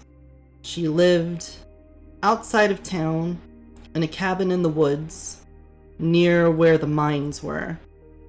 And occasionally people would show up to her cabin because she was, kind of a healer, though he was reluctant to put it in words that way. Made it sound like she was somewhat of a witch or an alchemist, but because everyone had been so nice around her and she had been nice to them, he had sort of let it slide. But since this new information had come along, he decided to look into it himself. And he named her as Henrietta Finch. Henrietta Finch. And that's all you were able to read tonight before going to bed. Can each of you roll a I'm d20 for Not me? actually gonna Oh. go to bed. Oh, okay. Go ahead. Sorry. I apologize. After she heads off, I'm gonna stay up all night and read the book. Oh, okay. Oh, okay then. Then, Going right to sleep. You stay awake and you read more of the book. Father Morris is going to visit her out in the woods. He goes to her cabin himself, and when he gets there, she is a whirlwind of violence. She immediately leaves and starts swinging a burning stick at him. It looks like she had caused a few deaths to animals around there, but it wasn't for eating. They just seemed slaughtered around her cabin. It was just the wretched smell of death was overwhelming. And so he fled, and he was able to get away from her in her maddened state. And he decided to prey on this. And after speaking with the Lord, he had the feeling that God needed to perform an exorcism here. However, that always requires going up the ladder of the church. It's not something that your local priest is supposed to take care of. And it's not something the church takes lightly either. It's a very serious affliction to be possessed. So he had to send word out to the cardinal of his area and wait to hear a return. And over the days it took that message to be sent and to receive, there was even further signs of her madness. Workers at the mine said that she had shown up on more than one occasion, speaking incoherently in some kind of demonic tongue and lashing out at them, and had to be removed. Local law enforcement had shown up to lock her away, to hold her until they can figure out what to do with her, but each time she somehow, mysteriously, was able to slip out and return back to her cabin. And over the next couple of days, when he finally got word from the church that they would be sending an exorcist there, her violence reached a peak, and there had been a murder in town, and the immediate thought was it was Henrietta. And the next day, another murder. And the next day, another murder.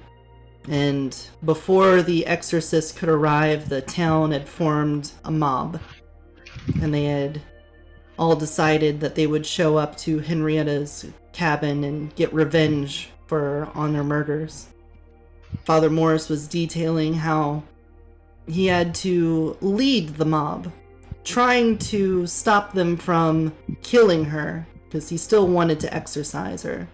He still believed that if they killed them, the demon would just possess someone else, but an exorcist could possibly eliminate whatever it was that was inside of her. He called it a demon, but he also said he wasn't sure.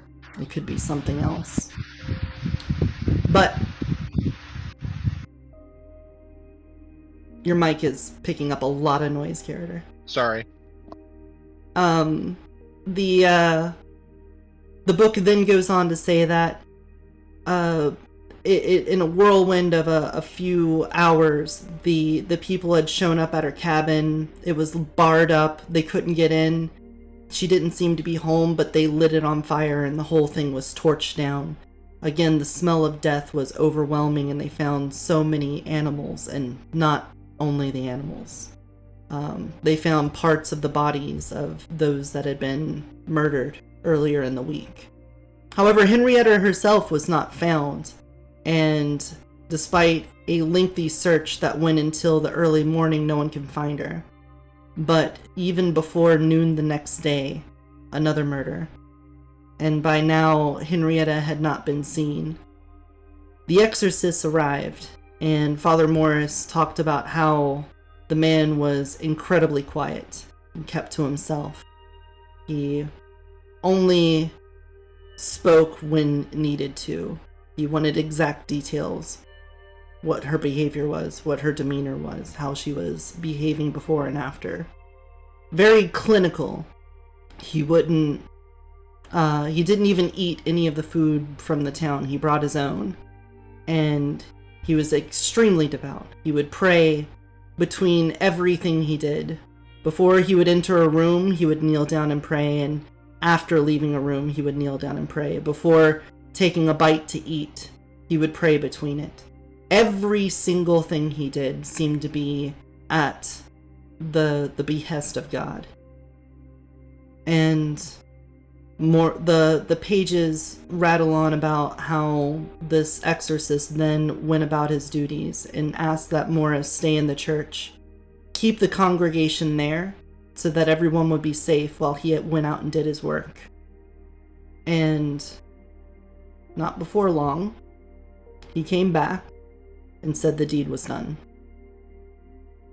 And shook his hand, said that she wouldn't be a trouble anymore, and then gave him a letter that he refused to put in his book, but said that it was detailed enough in explaining what had happened that he knew, but it was best that it was never shared with the rest of town.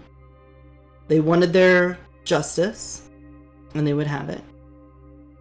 And the next day, the law enforcement, at the hand of this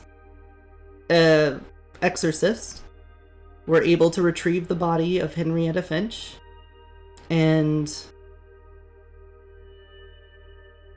give her a proper burial, though the people were not at all pleased about that. But the exorcist insisted strongly upon it to Father Morris, and so he led the congregation in making sure that people understood that this was not her will and that she had been possessed at the time. And the last remarks that Morris leaves in the book is to say that he hopes to never have a situation like this show up again, not only in Pleasant Valley, but to ever hear of anymore.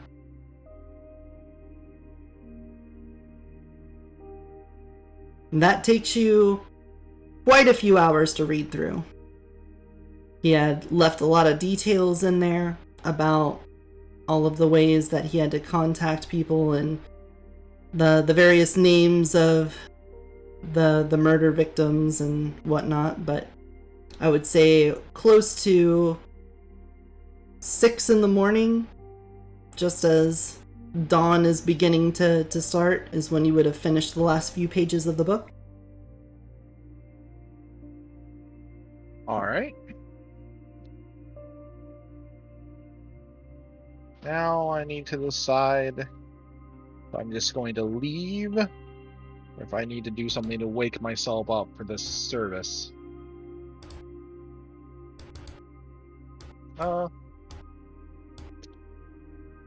Right, I'll make some notes on it.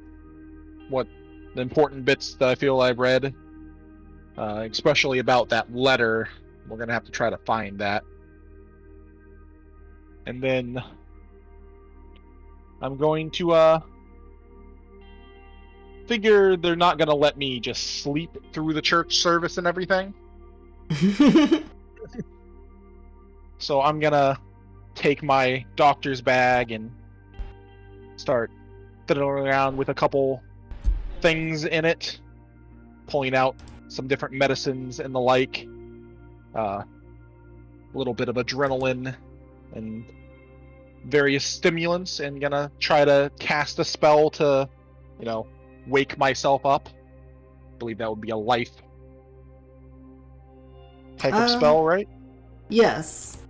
That sounds right. Let's see.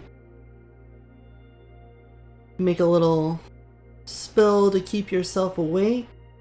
Be like enhancing your stamina, basically. Could be a life mind to refresh myself. Yeah, roll Arete at difficulty 6. Alright. Oh, that's not the button.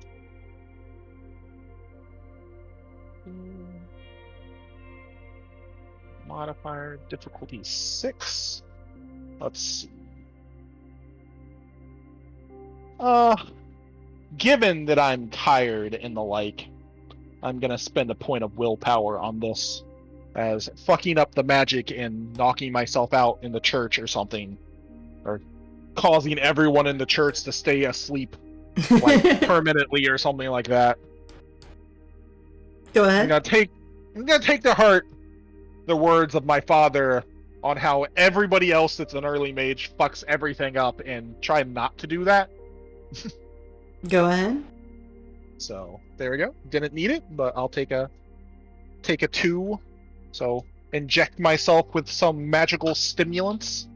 Alright. It courses into your veins and takes a moment to kick in, but after a few moments you realize that you've succeeded and you feel pretty awake right now. Pretty active as well. Like it's going to be hard to sit still. I've got some time.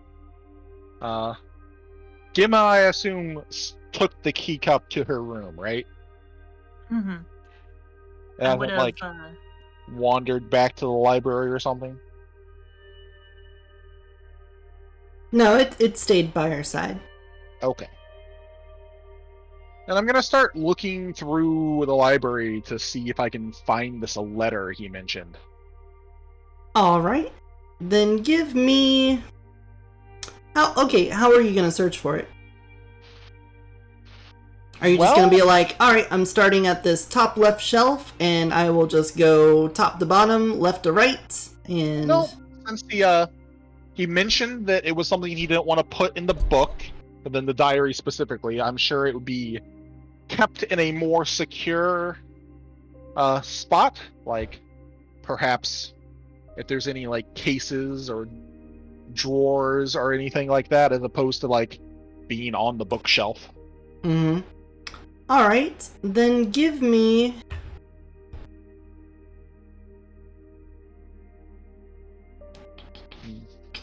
Perception investigation? Intelligence investigation? Yeah, I was thinking it might be wits investigation. Just perception, because you're trying to find the thing. Let's do perception investigation. Alright. Perception. Thank you for the raid, Burrito Rose. We're doing a little bit of role-playing here, so sorry to not be too involved with chat. What's the difficulty? But thank you. An 8. An 8. Very well. But thank you guys for stopping in. We're playing Mage the Awakening. 2. Of course. It is not possible for these dice to roll between a 1 and a 4. Yeah, let's see. So, as you look through the stuff, you do find a small box that has been tucked away under a couple of books. It is wooden with little brass hinges on it. Otherwise, no distinctive markings on it. This is locked, and I'll try to open it. Nope, it is not locked. It is open. There's not even a latch on it. But Blasphemy. you open it up, and you can see inside of it simply a little brass cross on a necklace chain. Well, that's not what I was looking for. I guess Arete 4 for Prime, for Sight, right? Yes, Arete difficulty 4 for Prime Sight. So I'm going to do my usual little ritual. I'm going to take my glasses off, clean them on my jacket, put them back on as I adjust into my magical sight, attempting to see if this is magical. Oh, And no? Not a flop, but a no? Yeah. You're getting jittery, and you rub your glasses and put them on, and you notice that you just don't see anything magical stand out. Don't know what I was expecting. a hidden cross in a box. Is there anything under the cross? Like, is it sitting on like a little cushion that I can try to lift up and see? Nope. Just No. rattles around inside of the little wooden box. Oh.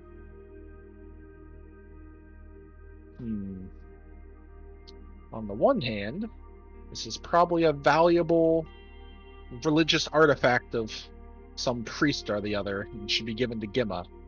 On the other hand, I don't like her very much at the moment. Let's go, Team Margaret Williams.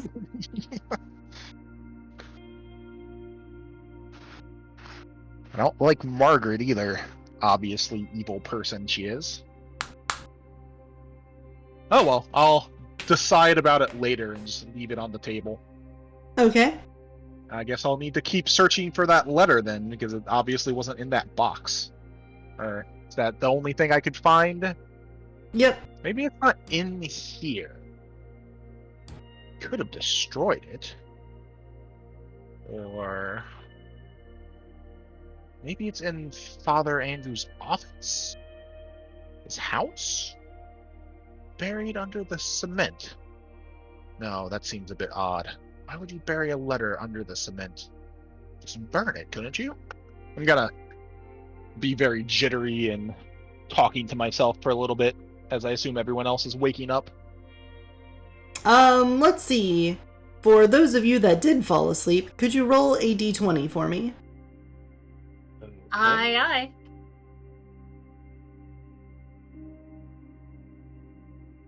Oh no! Does Kiana get the nightmare this time? Oh, Gemma. I got the nightmare last time. Yeah, I you mean- did. You think you Anthony. could do something about that with your magical power? Oh, does she get eaten by the teacup? Anthony, your dream is not that great. You see yourself in a kitchen line, and you're trying to work on firing up the steak on the flat top. But every time you look at it, it's just as raw as the last time you looked at it, and the tickets are starting to pile up, and you're getting further and further backed up, and the person working expo is going, "Hey, where's my steak for table C3? Where's C3?" And you look at the steak and it's just as raw as the second you put it on there. It's fucking raw. It's fucking raw. And you wake up with a bit of anxiety, but otherwise you realize immediately, oh, it was just a dream. Gemma, though. Gemma, you are sitting in a room. Your friends are all around you that you've made recently. There's Nicholas. Okay, maybe not your friends, but Anthony's there. And My acquaintances. Gregory's there. But Margaret's there too. And you can just see her scowling at you from the other side of the room. And your little teacup friend is on the nightstand next to you. He scurries away from her and she kind of disappears into the darkness. The entire room goes black and you can't see anything in there. It's just you sitting on your bed floating in the void, and then under the sheets you see a little hump appear near where your feet are, and it begins to move up the sheets towards you, and you can feel the weight of something crawling on your legs and then onto your waist, then up to your stomach, and right as it reaches your chest, the blanket falls back. And it's the little tree boy, but his eyes are blood red, and he gets up into your face, and you can feel it biting and gnawing on your face, but you can't say anything. You feel like you can't breathe, like it's crushing you, and you go to gasp for air, but it's not there. And then you wake up and realize you're face first in your pillow, and you've drooled on it so much that you can't breathe through it. Oh god. You didn't sleep well. I think that's an understatement. Jesus. Once I catch my breath a little bit, I'm just gonna look to the side and... do I see teacup there? on the bedside table? Yep, the teacup is still there on the bedside table. I give it a slightly weary look before saying, good morning. And I'm gonna go ahead and get ready for service. All right. Forget that whole nightmare. Well, as you get ready for the service, you pass by Father Andrew's office, where you see the door is slightly cracked, and Father Andrew and Gregory Bissett are having a little chat in there. You hear him saying something about how young Gimma came to our door late at night asking for help with the electric box, and he felt the need to come over, and they were a little worried, so they ended up spending the night just to make sure she felt safe. And he laughed and said that she did seem pretty timid, so that all made sense to him.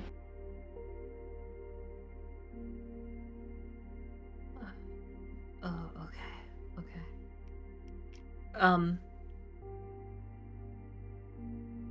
Well, it seems a little rude to interrupt that, so I'm going to go down to the first floor, and I'm gonna start tidying up, make everything all nice for service. All right. And how about you, Nicholas? What about me? What about you? Well, people are now waking up, and you're still awake yourself. You'll I'm not coming down from this library if nobody comes and gets me. Okay. I'm gonna say the congregation is gonna start coming in the doors around 8 o'clock in the morning for morning service.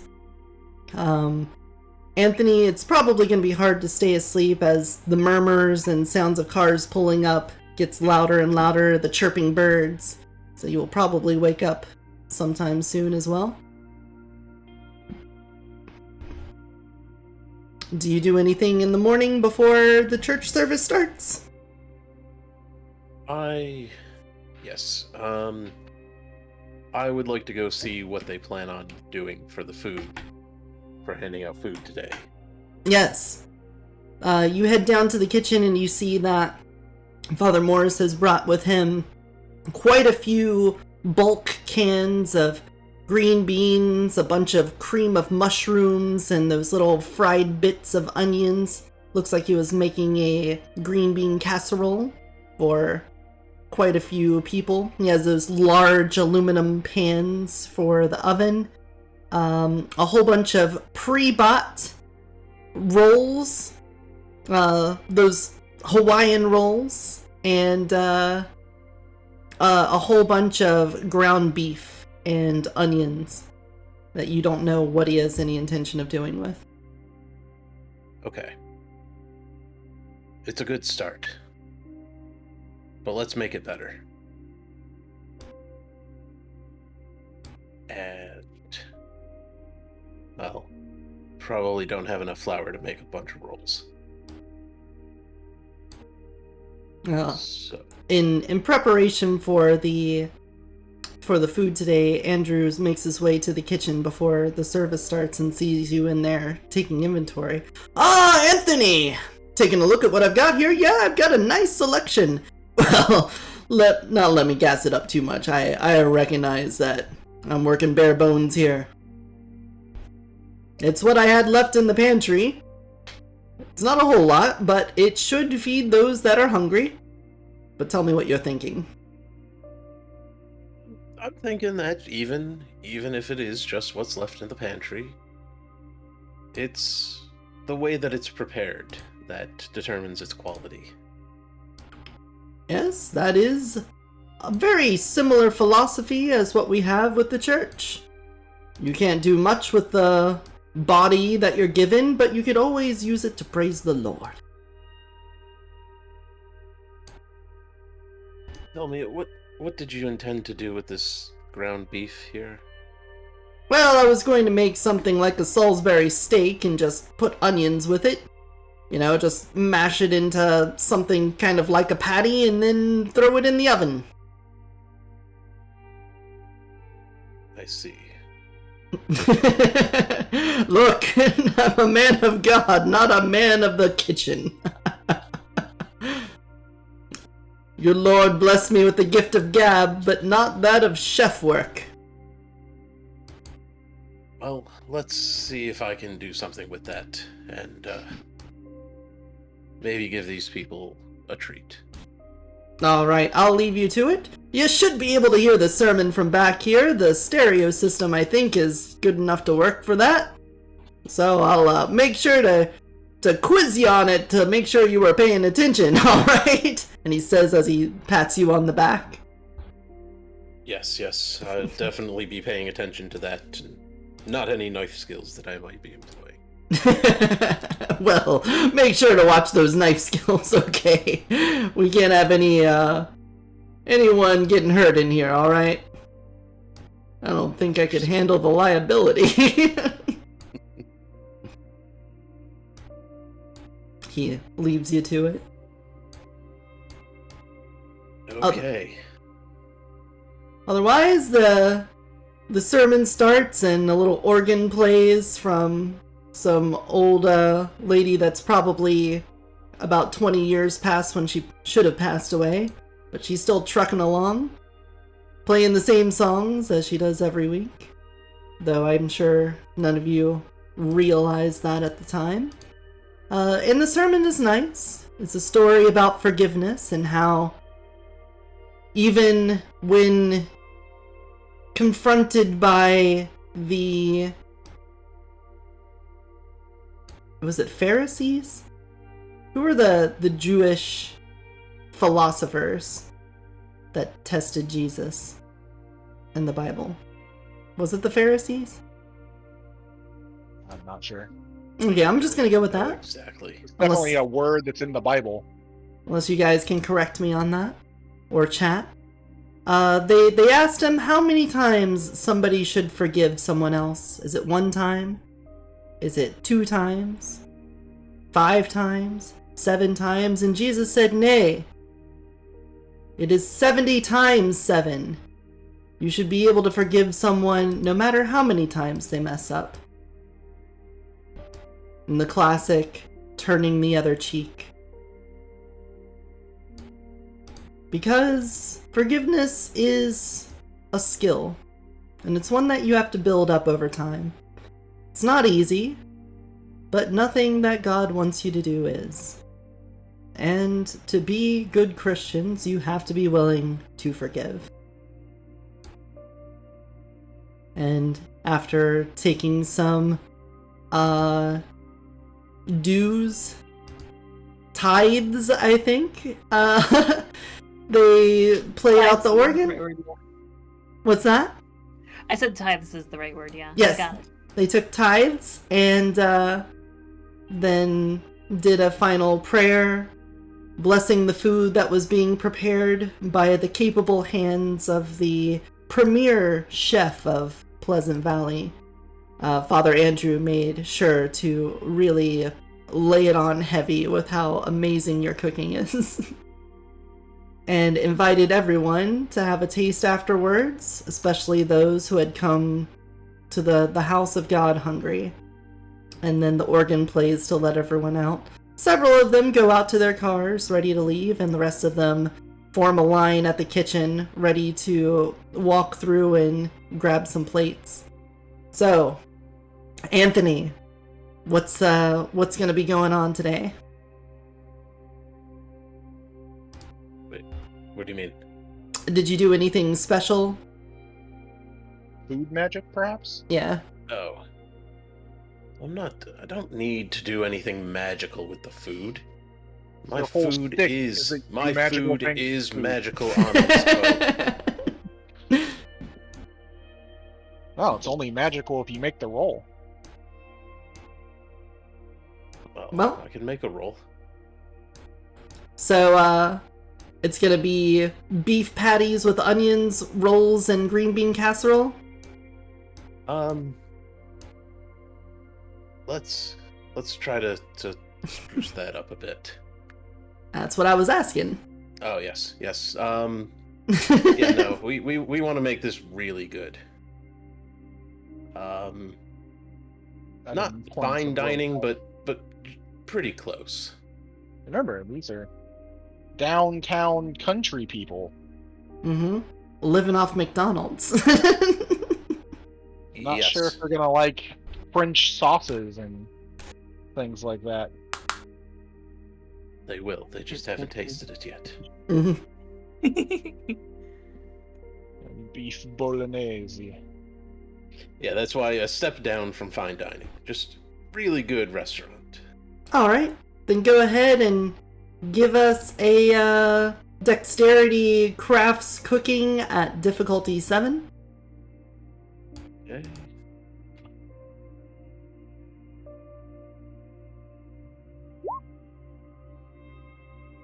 Oh my god. Of all the things to nearly botch, the one where you had like 10 dice pool. That's pretty funny. But it was still a success. But it is okay. It is Yep. still a success. Yep, after starting on it, you realize that the oven doesn't cook evenly, and even though you put things in with the perfect timing for your preparation to have it all come out just right, because the equipment wasn't just right, it didn't, really land the way you wanted. However, it is still edible and delicious, and everyone compliments you on how well you did with how much better it was this week than every other week they've eaten at the church, for sure. And they all compliment you, and a couple people stick around and say, "Hey, so you're new in town. What are you doing here? What brings you to Pleasant Valley?" Well, I was looking for a nice place to just kind of settle down, and really looking to open up a restaurant, or it's kind of set on bakery, but I find the choices for food around here to be quite lacking. Maybe a deli might be more practical.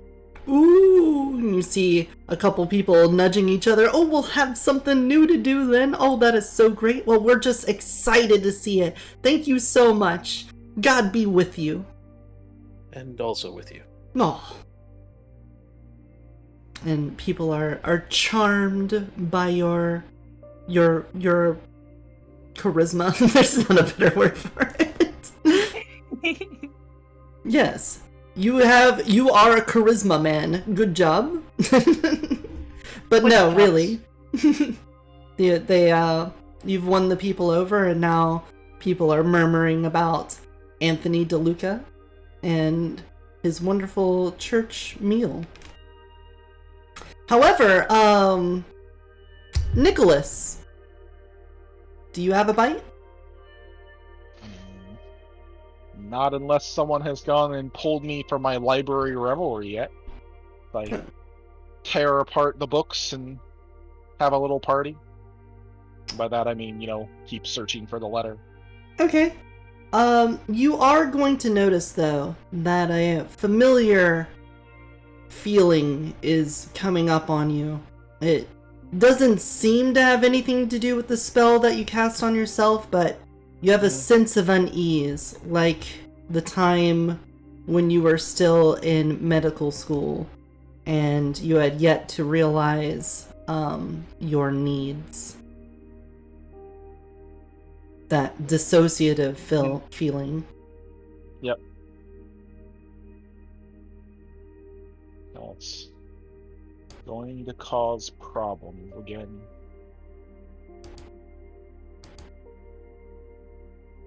Oh, I'm gonna, at the moment, stay in my hyper-manic state, though.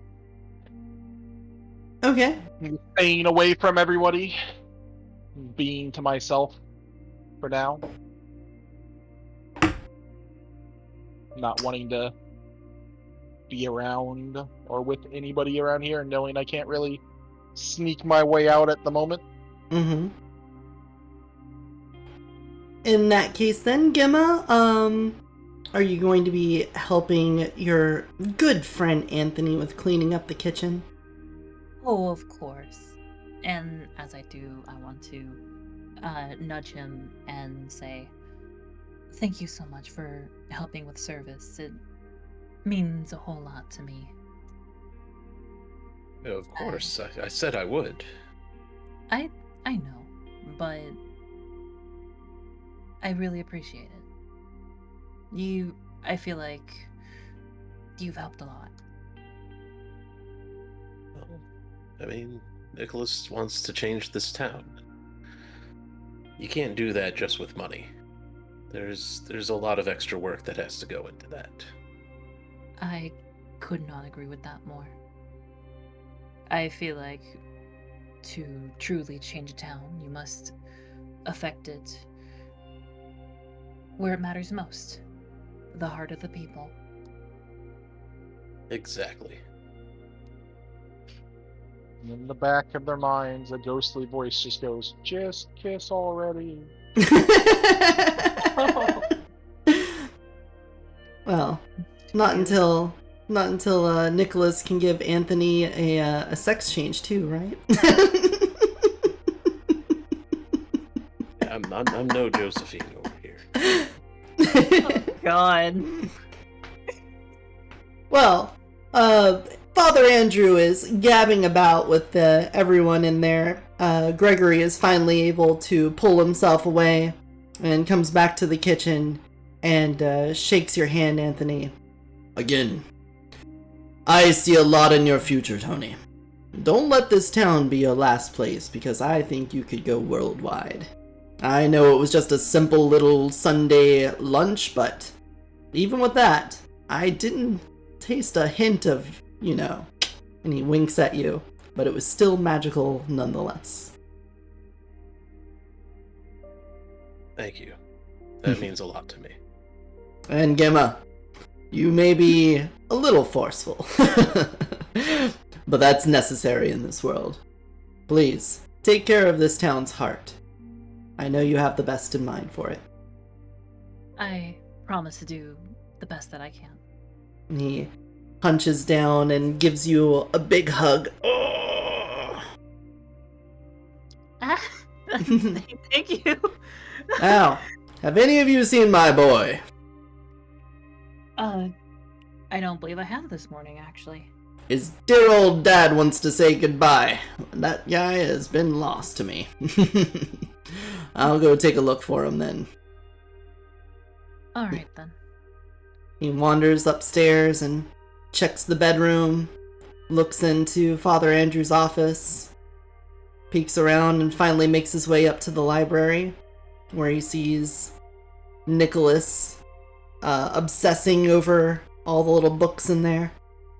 Boy, have you been up here this whole time?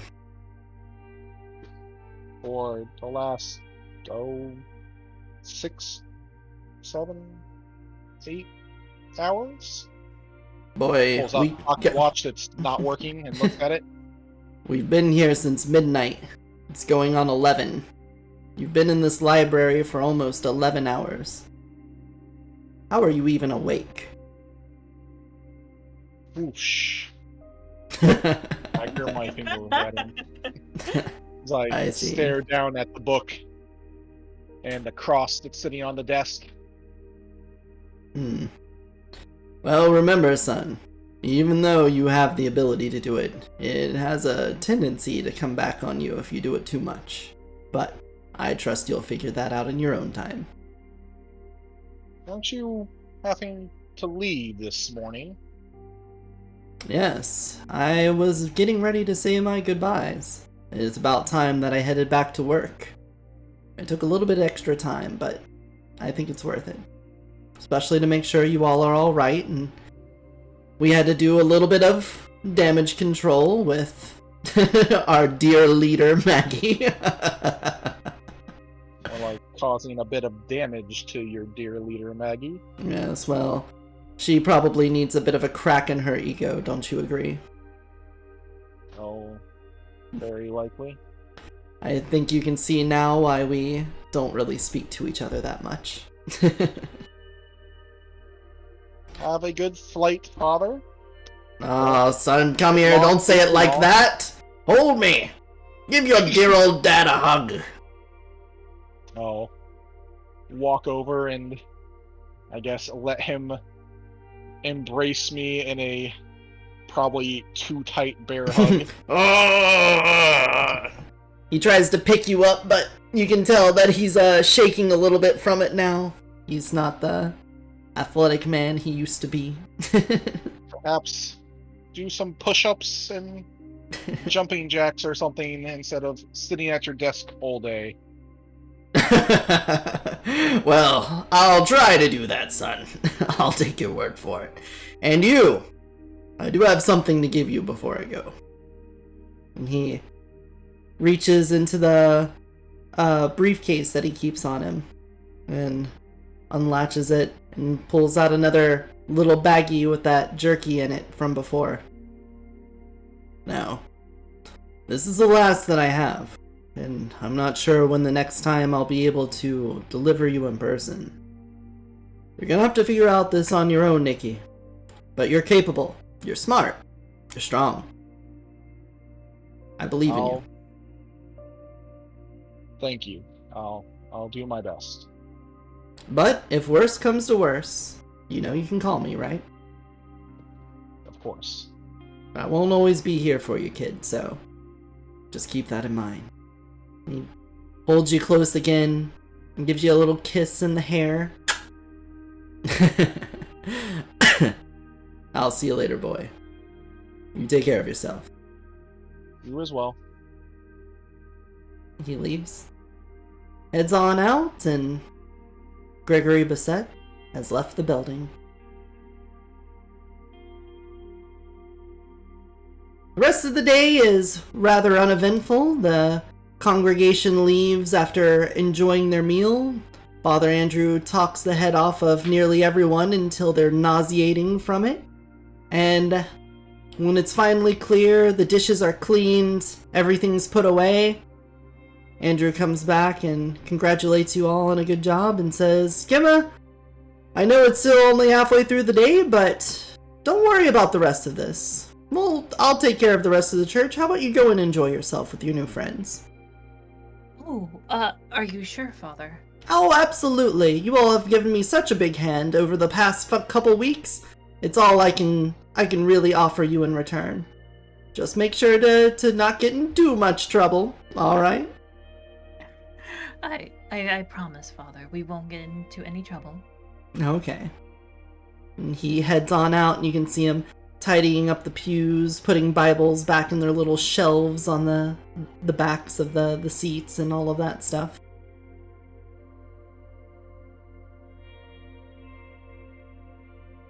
So what do you guys do?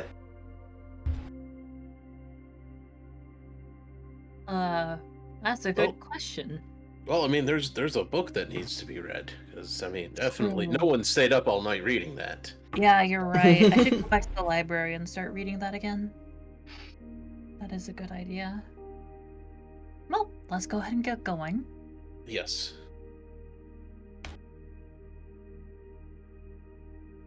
Well, you head up to the library and find Nicholas sitting in there, surrounded by the book. Oh. They'll walk in, they'll find me standing over the desk, still staring down at the book, and has a pile of notes just lying out across the table.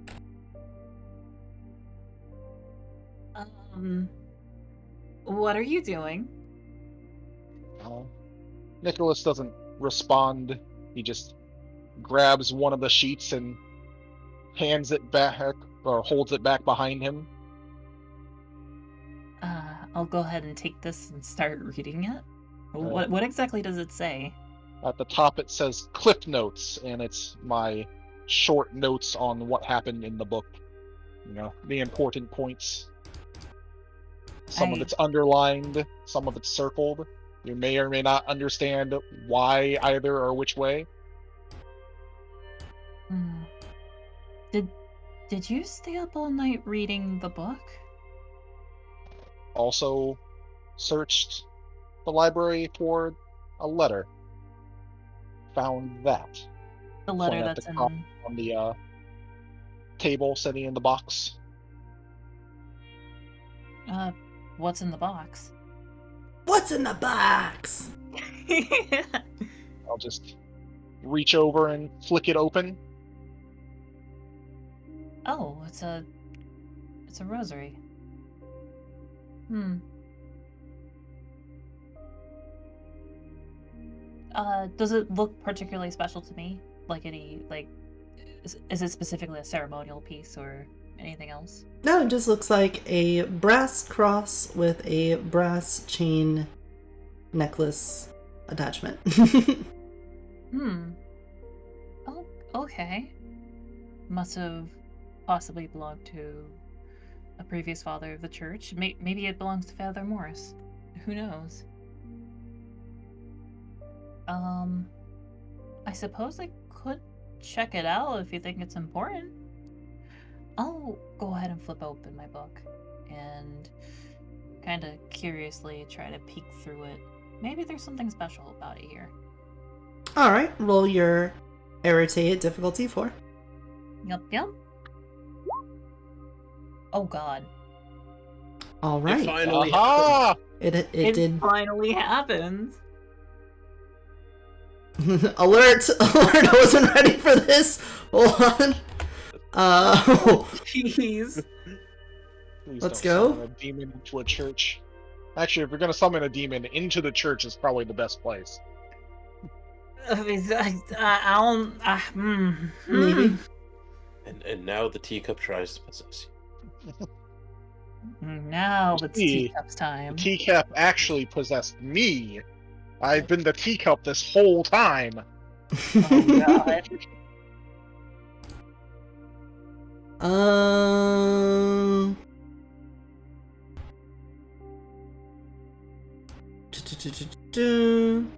Well, first of all, regardless of mechanically what happens here, you lift up the book and you try to perceive the spirit realm through it, but instead, the words on the pages of the book seem to grow out from it and basically block all sight, and you can't see through the pages at all. It's like they become completely black and opaque. Huh? This hasn't happened before. What's going on?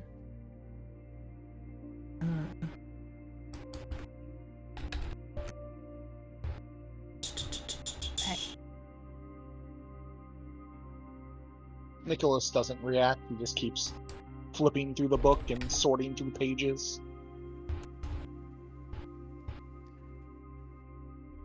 I'll close the book and reopen it, and I assume it's the same each time that I do that.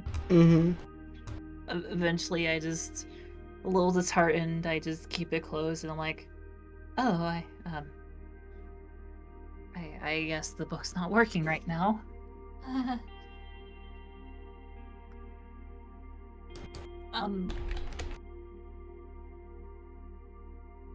Hold on. By the way, off topic. Does anyone recognize the last name Finch? For some reason, it sounds familiar to me. Not me. No? The name of a bird? Common No. type of bird? The woman in the book.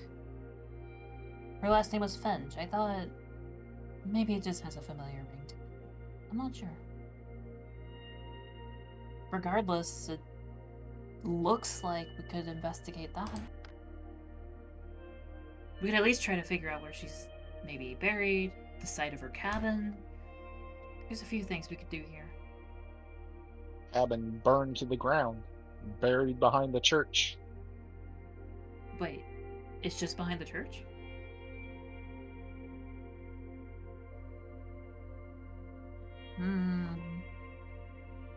Regardless, maybe there's still something there. Who knows? It's certainly been a long while, but you never know what could stick around.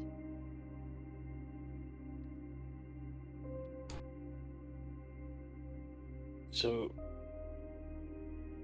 Okay.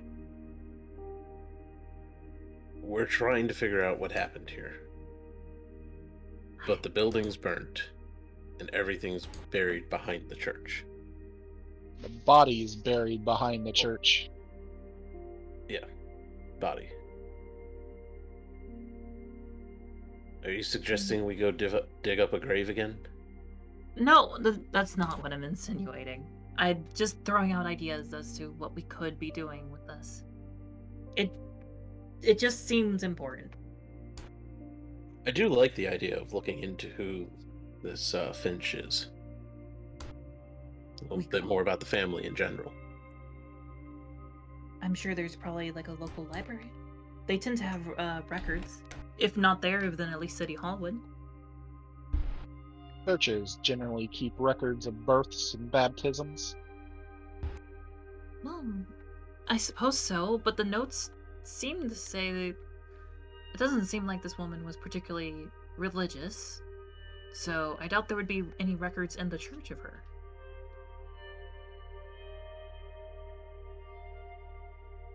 Yeah, let's see what we can find around the town. I mean, the person passed away here. There should have been an obituary. I would think so. Mhm. I think it's worth a shot.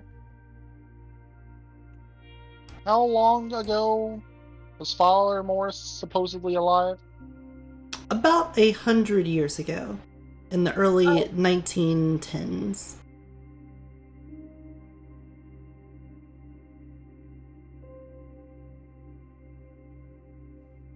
Also, Gemma, add 1 point of paradox onto your wheel. Oh, yes, thank you.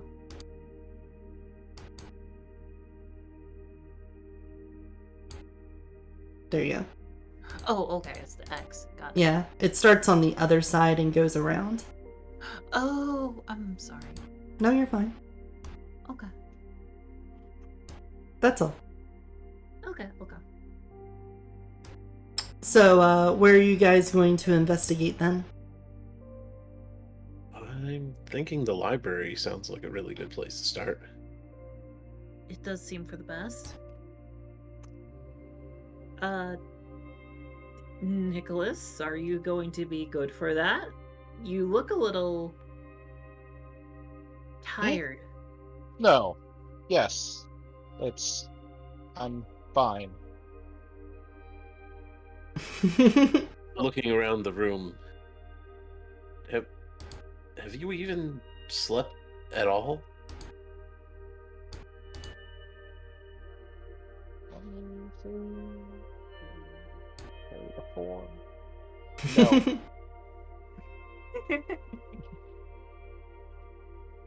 I mean, Not it's- since the night before? And you're saying that you're good to go and investigate a person? We're in a library. I've been investigating this person for 11 and a half hours now. I'm looking at the watch that is still not working. I might not be a doctor, but I know that that's not healthy. Yes, proper rest is important. You should probably lay down or something. Anything, really.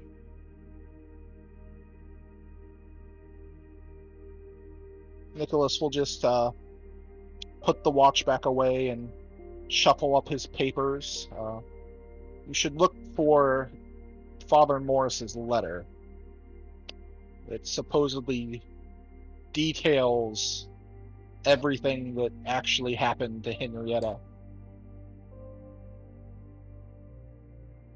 Okay. If it's specifically the letter, we could always look for his residence as well as any descendants. Who knows? It could have been passed down generations. Maybe. I don't know. Who knows where it could have wound up? Yeah, inheritance and all. More. The Official church correspondence, so he probably didn't give it to any inheritor unless perhaps to Father Andrew, or Father Andrew's predecessor? Yes, I mean more along the lines of Is that- a is that a kitty spiritual cat? inheritor. I'm sorry. Did anyone else hear a meow? Yeah. Is there a little kitty cat somewhere? Sorry, that's my cat. Okay. Aw. It's just an adorable little kitty cat. Well, in that case then, while you are shuffling up your papers and whatnot, you hear the familiar sound of the teacup roll over the threshold to the doorway and nudge up beside your shoe. Gemma. Oh, Teacup, hi there. What's up? Ah, yes. The finder of books. Can Yeah, you so, ask the teacup where the letter is? oh, that's a good idea, actually. Teacup, do you know where the letter is that is mentioned? A letter to Father Morris from the Cardinal. The The exorcist. Well, the yeah, the Exorcist was a Cardinal, though. mhm. Or at least a high-ranking member of the church of some sort. And the cup rolls on end towards the bookshelf, and it kind of pauses in front of one of the shelves, and then you can see it like tip over and roll over a little, the thud of its handle every second or so, thunk, thunk, and it stands upright in front of another bookshelf and then just kind of wobbles in front of it for a moment.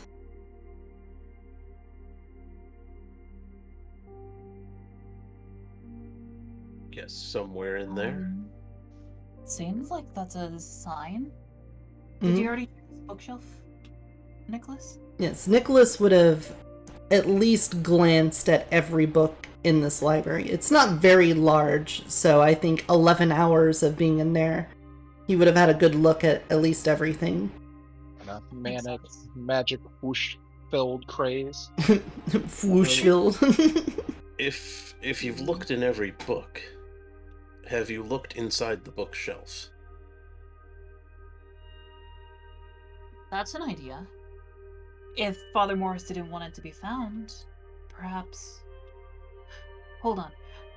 Anthony, could you help me by grabbing the other edge of the bookshelf? Hang on. I would like to examine the bookshelf first. Oh, yes, of course. Go ahead. I take out my meat cleaver. Mhm. Examine the bookshelf. Kind of how you examined the door back in the basement. Actually, yes, very, very similar to that. Right. Yes. If you are trying to use your entropy sight, please roll Arete at difficulty 4. Yes, I will, with the cleaver in front of me, try and focus on that bookshelf. Hidden weak points, hollows, Mm-hmm. hidden spots. Okay. 3 successes. So, as you hold your cleaver and you stare down this bookshelf, you can see that it's rather sturdy, even for its age. Seems to be held together. It was probably fashioned by someone in the church, not manufactured. There's little flaws and imperfections to it that gives away that it wasn't machine built, but even then, it still is very sturdy. And the back of it is entirely intact. It's not like it doesn't have like a secret compartment to it or anything along those lines that you can tell through this vision. So as far as you can tell, the bookshelf is entirely intact with no compartment on it. Okay. The bookshelf itself hasn't been damaged to create a compartment. I see. Well, that's certainly good to know. Oh, hail the magic meat cleaver. Still, is there any idea if there's anything behind it? Perhaps? I can't see behind it, so for that, it should be moved. Yeah, let's go ahead and get right to that. Alright, can you both give me a strength athletics check at difficulty? Well, did you remove all the books from the shelf before you're moving it? That takes more time. Yeah, that would take a lot of time. I would start to do that. Okay, I guess we'll do that. If she's just going for it, then I mean, try. Alright. At the expense of some time out of your day and some more energy from the waning pool that Nicholas has remaining, you clear the books from the shelf. Dusty and tattered. Some of the books have a lot of wear and tear to them, but you do clear them out, and it makes the cabinet a little bit easier to lift. So give me difficulty 6 for that. Okay. Oh god. Yeah, Oh. You only rolled one? No, never mind. Dice pool No. one, not one die. Yep. Yeah. Strength, athletics. Yep. I am the wrong person to be helping here. Save me, Anthony. You're my only hope. We're at difficulty 6, you said? Correctamundo. Um, 0. Alright, you guys try to Have move the one bookshelf. Strength and no athletics. Correct. Both of them. Oh Gemma's my got God. strength. No, she has dexterity, right? I have 3 strength. Oh, 3 strength. Okay, never mind. Oh, I thought she was a physical main. There's no way. Well, Yeah, no, I've got dexterity. the Well, actually, I guess you could have 1 strength, 5 dex, 5 stam. it's That's a possible. little lopsided. But regardless, you try to move the shelf, but it's wedged in there, and you can't really get a good grab on it. So you're not able to move it really out of the way at all. The teacup though, it like tries to get underneath the shelf and help lift it, but nothing. Oh, It can't help. what Well, clearly whatever is needed is back here. Teacup's reacting. Why don't maybe- you just whoosh it open or something? You You know what? obviously Fine. exploded our door. Okay, fine, I will. Just give me a second. I'm gonna pull out my rosary, hold it in my left hand, and I'll hold it up to my forehead, and I'll offer a little silent prayer. And as I do, I think of how I'm not sure what this is for, but I feel like this is the just path, and that I want the strength to be able to get past this blockade that has been put in the way. And then And then,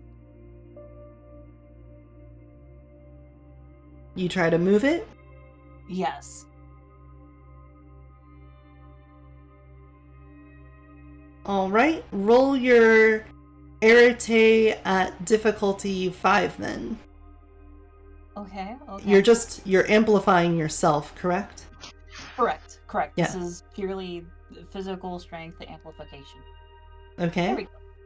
So now give me once again your strength athletics. But this time I said a 6 before, so now it'll be a 7 since you're redoing it.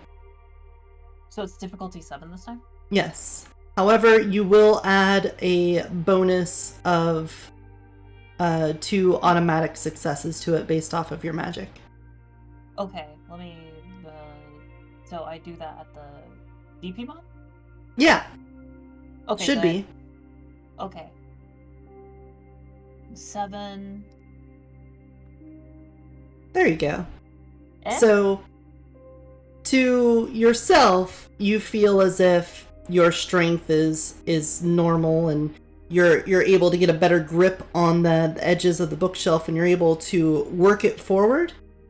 But to the eyes of Anthony and Nicholas, it is almost inhuman how she moves this bookshelf. It's like you can see that she's lifting and moving it, but her muscles aren't tensing as much as you would expect to see someone lifting this shelf, especially since just moments before she and Anthony together failed to move it. But it does move forward, and you can see a lovely little spot on the wall, devoid of the same dust as it has been covering up those planks on the floor. And you can see a little weak spot in the floor, Anthony, with the vision that you have. With something on the floor there underneath where the bookshelf sat is concealing a weakness. It's the floor, not the bookshelf. I see. I go over and try to lift pieces of the floor.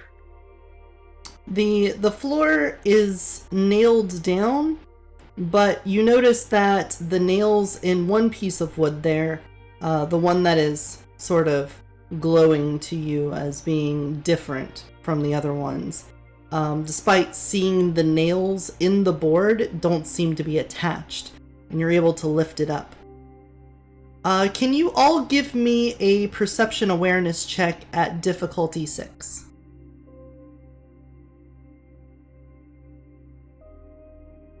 Okay.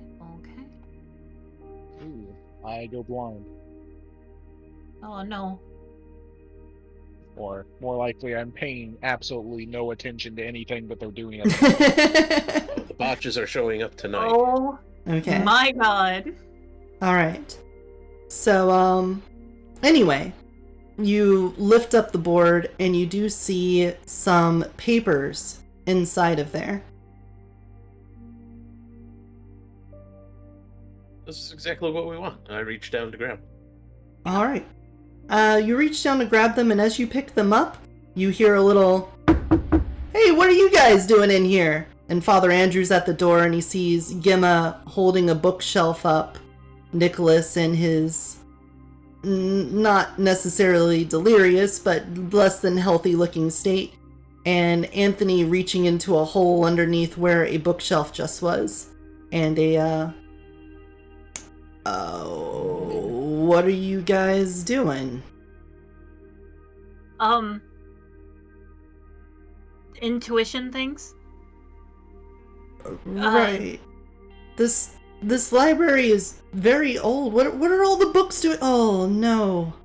And you pulled up the floor. Well, what happened is that we needed to, well, actually I should say Gemma stated that the books could be reorganized, and it would look so much better that way, and be much easier to find the information.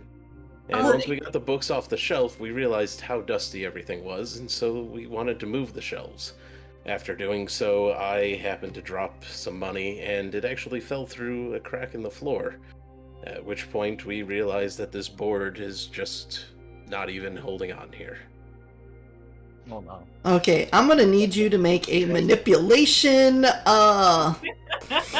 expression, and we're gonna say a difficulty subterfuge.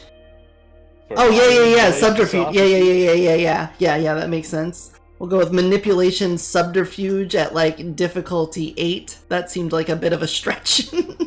It's a long stretch there. Oh. Look, you're not pissing on them and saying that it's raining, but that was pretty close.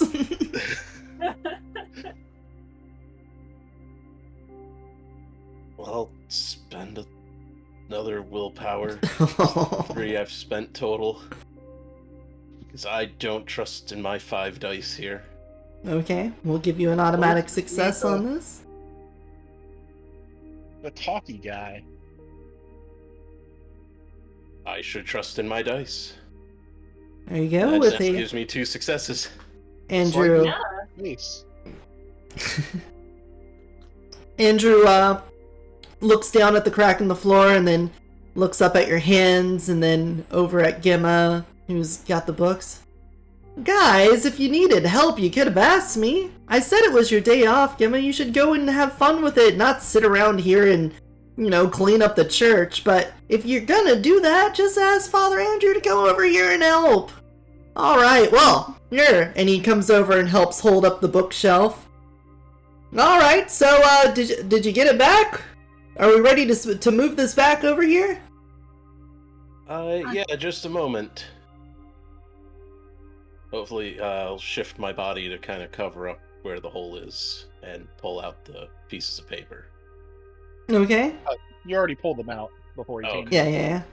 Oh, okay. Then, no. I put the piece of wood, the floor back in.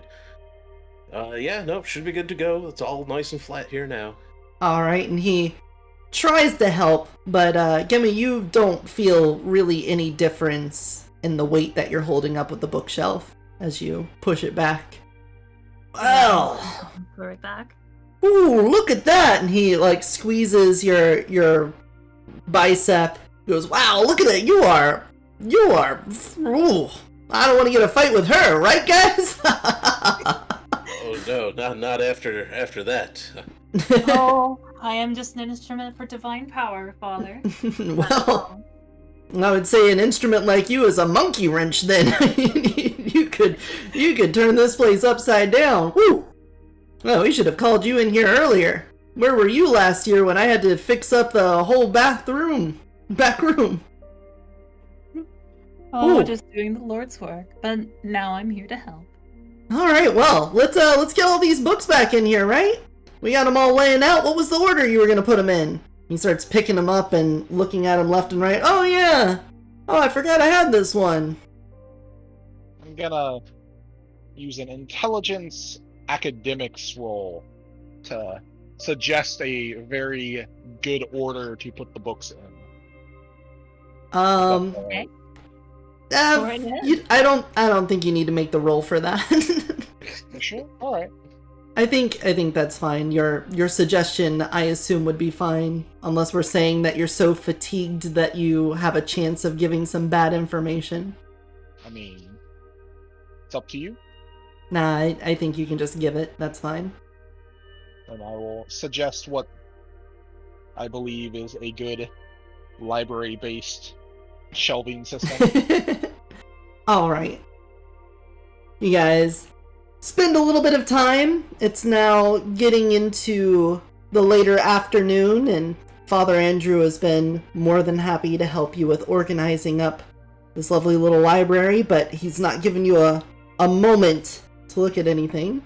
And at one point, he trips over a little teacup on the ground. Oh! Where did this come from? Oh, do be careful, Father. That's, He picks it up and looks at it. Well, this is nasty. Let me go take this down to the dishwasher. I'll get it cleaned up. Oh, no, don't worry. I'll take care of it, Father. No, it's nothing, Gemma. Don't worry about it. You've already done so much work, and you're in the middle of something in the library. I'll take care of this. It could go with the rest of the dishes. Oh, please, Father. I insist. It's no problem. I can clean dishes. I've done it before you guys showed up, and we have a whole new thing for it. And I know you can, Father, but please, that is my burden to bear. Please. Oh, not at all. Contemplate He's- knocking Father Andrew out. Just to stop. He Teacup. starts to walk out of the room with the little teacup. Go on, Gemma. Go grab the teacup once his back is turned. Okay, yeah, I'm just gonna tail him. No, you are really persistent about this. It is really no trouble, Gemma. It's just a little dishware. It looks a little dirty. Did you find it in the library? Oh, I found it in the church yesterday. It's quite a wonderful thing. I think I heard that it's an antique from Father Morris, actually.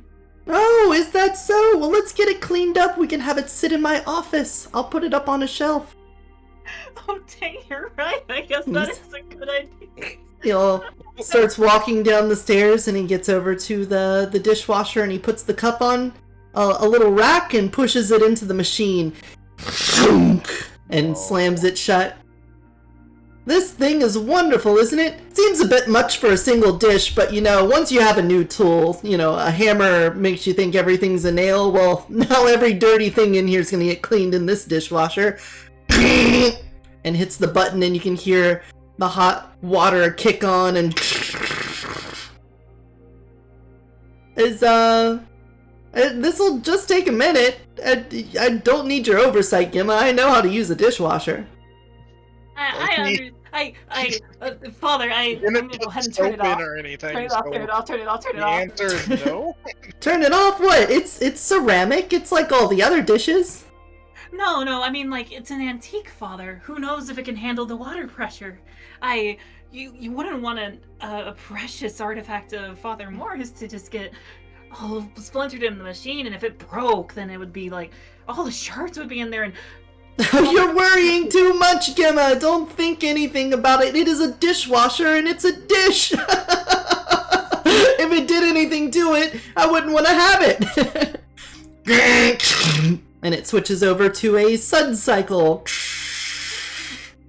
Wow. The spirit's fine. This is a suddenly very loud piece of equipment. I never noticed that before. It is industrial equipment. That is to make sense. But hey, it's just like, I'm sure it's fine. You can just go and... No, it's almost done. Just 5, 4, 3... And he lifts it up, and a big cloud of steam comes rolling out, and he reaches in and pulls the rack that the teacup was on, and there it is. Pristine and clean and sparkling. Oh, I didn't even notice the chip on it before. But look at that! And you can see all of the dirt that was caked on it has been completely removed. And it looks pristine. Yeah, look at that. It looks so clean, Father. It's wonderful. What a glorious machine we have. Yes, your enthusiasm says it all. Are you alright, Gemma? I'm just so enthusiastic. Well, I'm glad you're so happy to clean. If you want, how about you go find a place in the office for it? You seem to care a lot about it, so I trust your intuition. Thank you, Father Andrew. You're welcome. Now move along. I guess enjoy cleaning more things, since that's what you like to do. I do so enjoy cleaning. Can I go now? Yeah, he's not holding you prisoner there. I'm gonna go up to the office, and I'm gonna set the teacup down, and I'm gonna be like, are you okay? It doesn't move. Oh god. Oh god. Oh dear Heavenly Father, I've killed it. I am a murderer. I am a murderer by proxy. I just let it happen. Okay, Gemma. Huh? It's a spirit. Yes. How do you perceive spirits? Oh. Now that you put it that way. Uh-huh. I kind of lost my head there for a second. Still, I'm concerned. I mean, like, it was yes, no, definitely concerned. I just don't have the ability to see spirits. Oh, you mean, like, literally see spirits. Okay. I'm gonna take my book out, all shaky hand, and I'm gonna be like, I hope this actually works this time. Please, Josephine, I need help. Alright, Arete at difficulty 5. Yup, that's what I was expecting. Oh god! Oh, she botched again. Mm-hmm. Oh wow. So, I didn't say this last time, but if you want to keep yourself from suffering another point of paradox, you can expend a willpower to stop that from happening. Otherwise, you will be taking another ding of paradox there. Tell me, how long does paradox actually last? Without doing anything special, it's gonna be about a week. It's okay. I'll let it happen. All right. Let me go ahead and put that on the wheel. There you go. Go. That's great. I like What? that. This has been the most fun for the GM yet. Okay. Nobody can roll their magic. What happens to me? Once again, you look in the book, and this time, instead of seeing the inside of the church, as you've grown accustomed to looking through the book, it now seems to be looking through to something else. The pages become transparent, and you see through, but instead of seeing the teacup in front of you and the desk in the office, you see, like, lava pits and little, have you ever played Minecraft? You know what Yes. the nether looks like? Yes. Yeah, you're basically seeing a non-cubed version of the nether. And you see little imp-like creatures crawling around. You see one, like, shove another into the lava and point and laugh at it. And eventually, something large and floating in the orange brightness of the lava grows out of it and points directly towards you and starts to, like, have a limb, like a limb made out of lava, a tentacle of sorts, starts moving like a kind of like an eel through water. That little rhythmic up-down wavy motion as it moves closer and closer to where you're peering into this weird, strange realm. I drop the book. I drop the book and run. And as I do, I just start screaming, I have gazed into hell and hell has gazed into me! And you, alright. That seems fine. You run. Okay. Um, I think she's really upset about it, about killing it.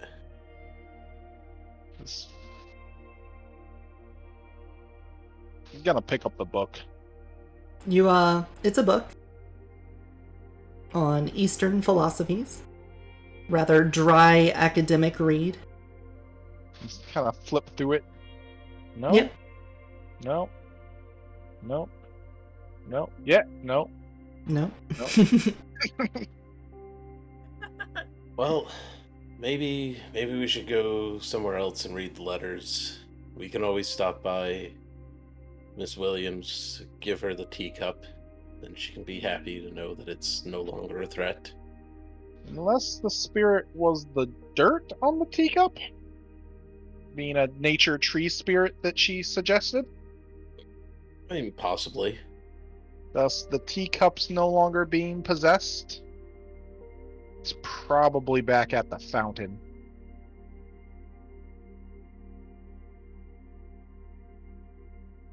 Everything's to do with that fountain.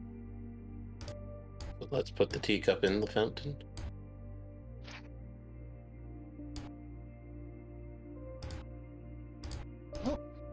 Maybe the dirt will go back to it. Is that something else? Could be.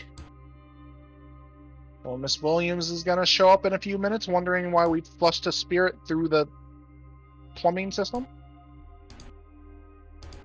You flush a spirit through the plumbing system? Do church dishwashers use holy water?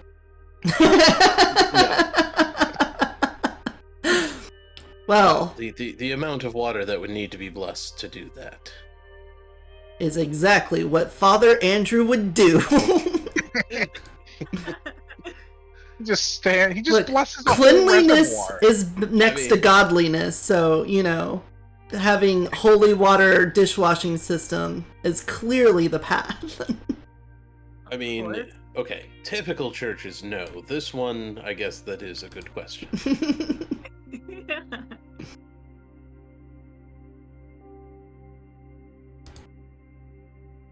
So, Don't even bless water.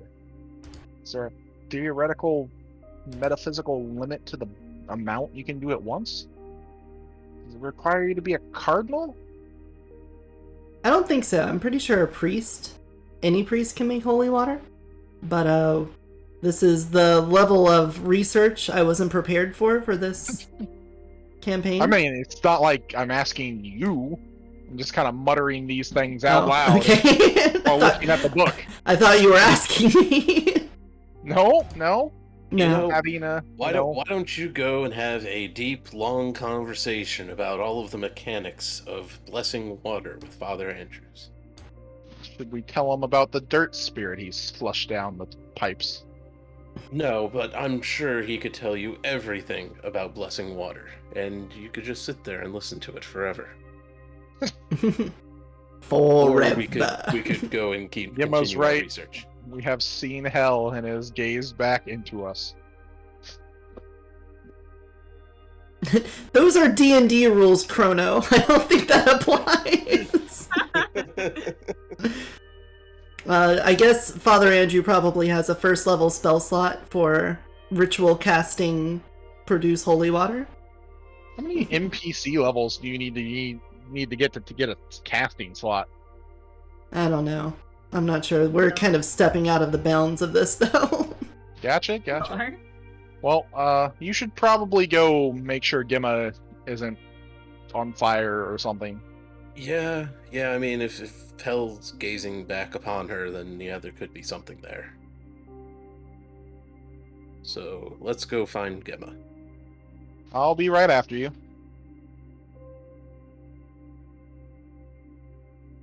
Gemma, could you make for me a wits and empathy check real fast at, difficulty 6? With sympathy, sure. I'll do that.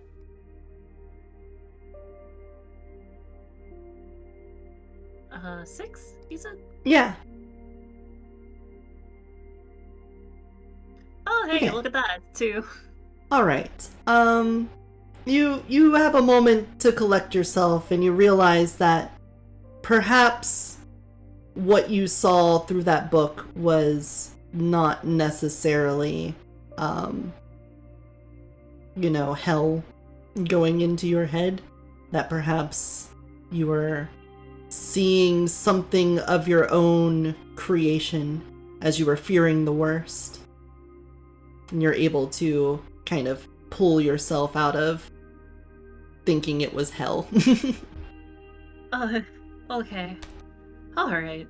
With that realization, I pull my head out of the basin of holy water, and I'm just gonna slick my hair back, and I'm gonna go, whew. I almost lost my cool there. Mhm. Okay, let's figure out what we're gonna do from here. Mhm. I don't suppose at this time, Nicholas or Anthony show up. Wait, the holy water is usually in a basin in the sanctuary, right? Yes. Okay, so you came running down the steps and ran straight to the holy water basin and splashed your face in it? Yes. Okay, you pull your head out, and after removing the water from your eyes and slicking your hair back, you turn around to see Father Andrew standing there. Oh, yes. Of course. Is there something wrong? Gimma, you've been...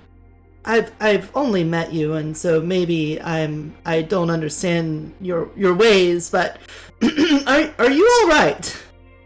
You don't seem to be as yourself usually is. You are very correct, Father Andrew. My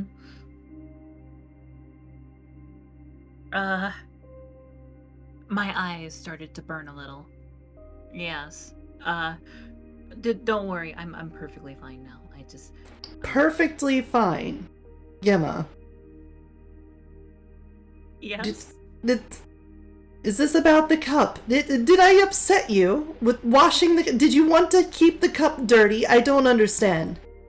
Where is all this coming from?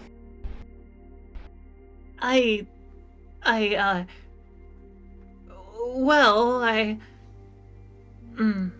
Next time on Dragon Ball Z. I suppose how do I put this? I'm not exactly certain myself, but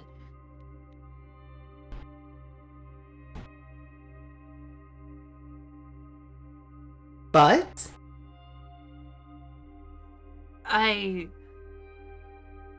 there was some importance to that teacup, and I fear by washing it, maybe that has been washed away. You know, it's like there are certain things that you aren't really supposed to touch in that way, but I wasn't quite sure myself with that. And now that it's been done, I'm a bit So you conflicted. splashed? You dunked yourself in the holy water? That seems like a large step there. Why? Gemma, is that if there's something wrong, you can tell me. Come on, we're in this god business together. You can't hold secrets from me. Especially someone who's as divine as yourself, your intuition. I believe in you, Gemma. What's wrong? You're right. I should believe you.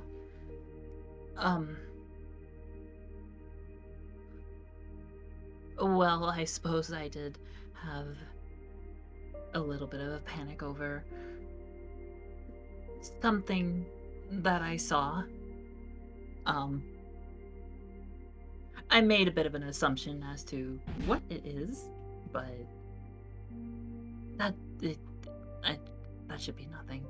My concern now is about the teacup, which I know is weird. I know that's weird for me to be concerned about a teacup, but there was a level of importance to it that I'm not certain is there anymore. All right. This isn't an interrogation.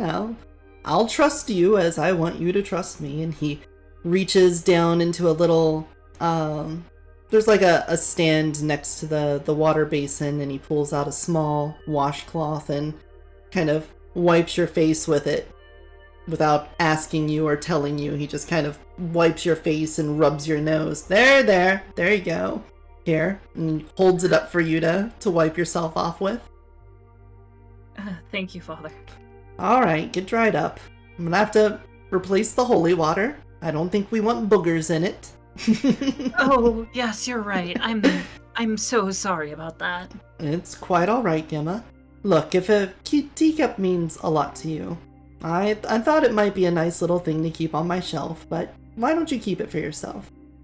You seem very attached to it, and I don't understand why, but you've already shown that your incomprehensible ways do have their meaning, so I'll readily accept what blessings it has to give to us. I truly appreciate you having faith in me, Father. Thank you. Alright. Just before you have another panic attack, remember you can always talk to me. Very well. Next time I will talk to you first before dunking myself. Yes? Alright then, off you go. Yes, sir. I'll go ahead and return to the office. Alright. Nicholas, what are you doing with that book? Well, since Anthony's run off, I'm assuming, I'm going to tuck the book away for a moment and spend, a couple... What's a turn in this game? Yes. Yes? Okay. Yes. A Yes. turn is yes in this game? Yeah, it's like an amount of time. Well, I'm going to spend 2 amounts of time to do my normal glasses ritual, taking extra time and to prepare it to. From what I see from the book, if I take extra time per additional turn, it says I can take a -1 on the difficulty of the roll. Sounds right to me. So I'm gonna do that to do some prime sight to see if the teacup actually has lost its magic. Alright, then that means I need you to roll Arete at difficulty 3 then. Yes. Difficulty 3. Good. Not that I needed it, but, so many rolls have flopped so far recently. Mm-hmm. Well, yes, you can still see there are those little connected dots, little lines that are twinkling between each other still on the cup. If anything, it does seem a little bit more vibrant, but maybe that's just the sheen of the teacup shining through. So, we'll assume it's being. That's from the possession of the spirit. I'm gonna walk over and, tap gently on the teacup. You don't have to worry, little teacup. No one else is here. You've given Gimma quite a fright. Are you still there? It doesn't move.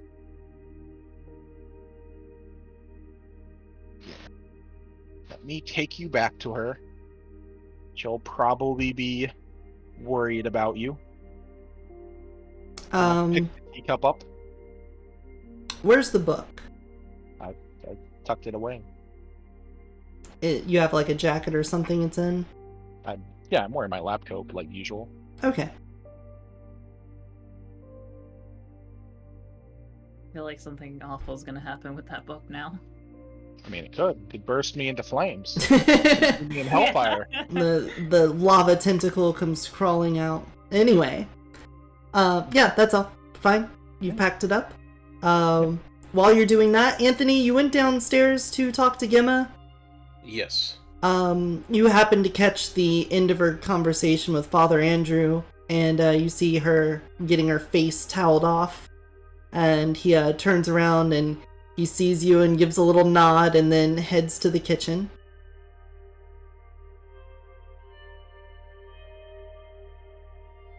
Oh, there you are. Oh, yes. Hi, Anthony. Sorry about my, incident there. I had a vision of something awful. It's okay, as we were told. The more we use things, the more likely it is to come back on us. Yes, maybe that's part of it. Perhaps I've been overexerting myself. Perhaps I should, ease back a little. But we should probably go check out those letters now, shouldn't we? Yes, we should. Well, I also want to check on Teacup, but both of those things. Both. If you're not able to check on the teacup successfully again, I mentioned it to Nicholas, we could always just bring it to Miss Williams and say, here, you know, if this teacup is still a threat. And she would be able to tell. I suppose that does make sense. Although I kind of hate the idea of it. Because, either way, it would be... It'd be showing that I failed. Not even a day after I said that I would take care of it. But, also, if it was still around, then I think we know what you would try to do afterwards. Well, here's the important thing when it comes to failure. It's that you do have to admit it. And it's not wrong to seek out advice from those who know better, or possibly how to fix it. The worst thing that you can do if you fail is to try and sweep it under the rug. There's that mage rule number 2. Gotta speak in vague, wisdom-y statements. See, I'm a master. I suppose you are right about that, though. I suppose to try to stay face is just to succumb to pride. And pride cometh before the fall. I suppose, worst case scenario, maybe I should do that. But, let's not be idle. Let's be on our way. Yes. Where's the sanctum that they're in? It's on the first floor. It's just on the first floor? Well, I mean, like, you come in the front of the church and you're basically in there. Okay, so it's right in the front of the church then. Yeah. Yeah.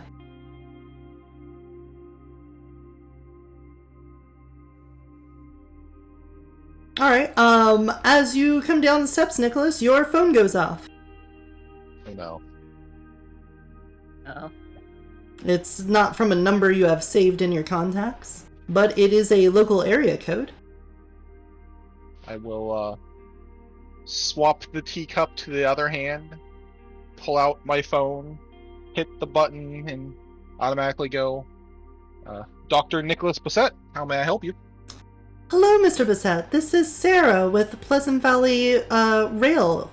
I have a large shipment here for you that needs to be signed and picked up.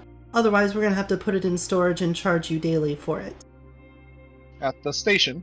Yes, it seems to be quite a few pieces of cargo here for you under the Bassett name. Were you expecting a shipment? Possibly. We were planning to build a restaurant. It might be some of the goods for that. Oh yes, it does look like some of this is from an equipment company. That lines up. Well, we will have it here and hold for you until you're able to arrive. And again, if you're not able to get here before closing today, we will have to charge you for storage. Thank you very much. Have a good day. You too.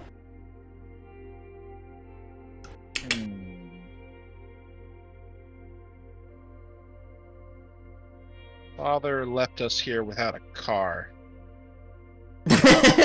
Oh, that's a good know- point. I think that's mage rule number what? 3 or 4? Before now. Always drive everybody places and then leave so they have to walk back. You gotta do what you gotta Cardio do. builds character. Mhm. Mage rule number 4. Also, I think zombie rule number 2. Cardio, cardio, cardio.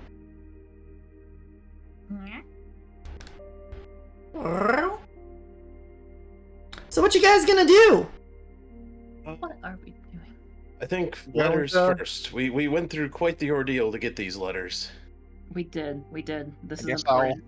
kind of Alright. walk past them on my way out through the front door, muttering to myself. Wait, Well- does he still have the teacup? It is, in fact, in my hand. Wait, hold on. Wait a minute. And your book. She doesn't see that one. Well, yeah, Wait, but... Wait, Nicholas, what are you doing with the teacup?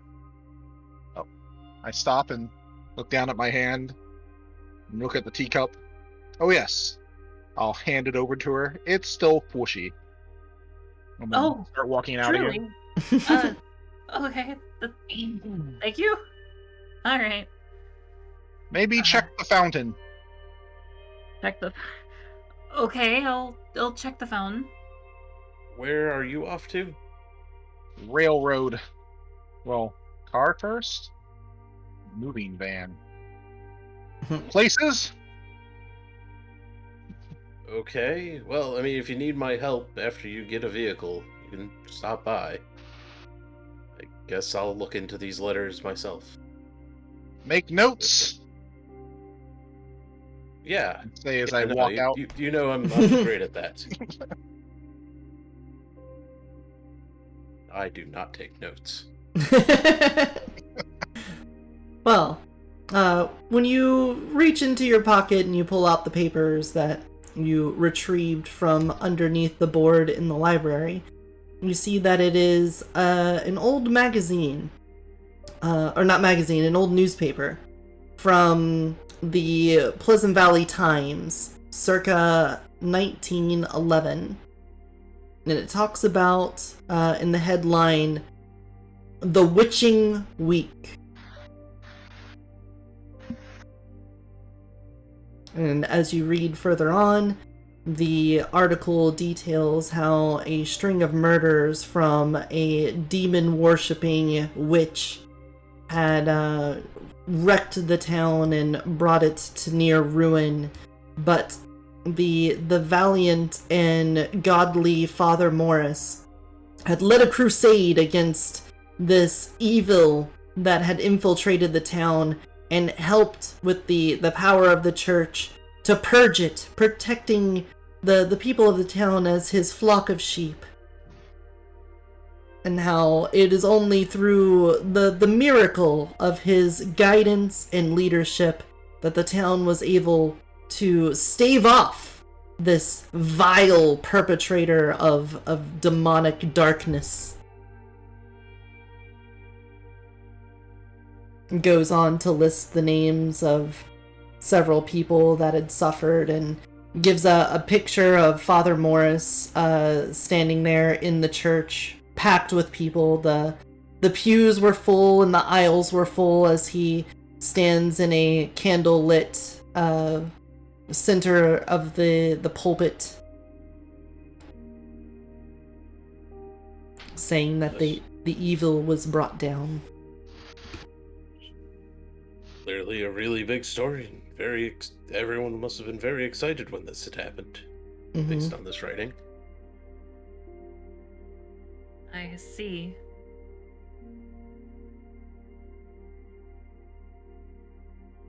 Gimma, Let's you keep are... searching through it. Where's the teacup? I should have it in my hand. How are you holding it?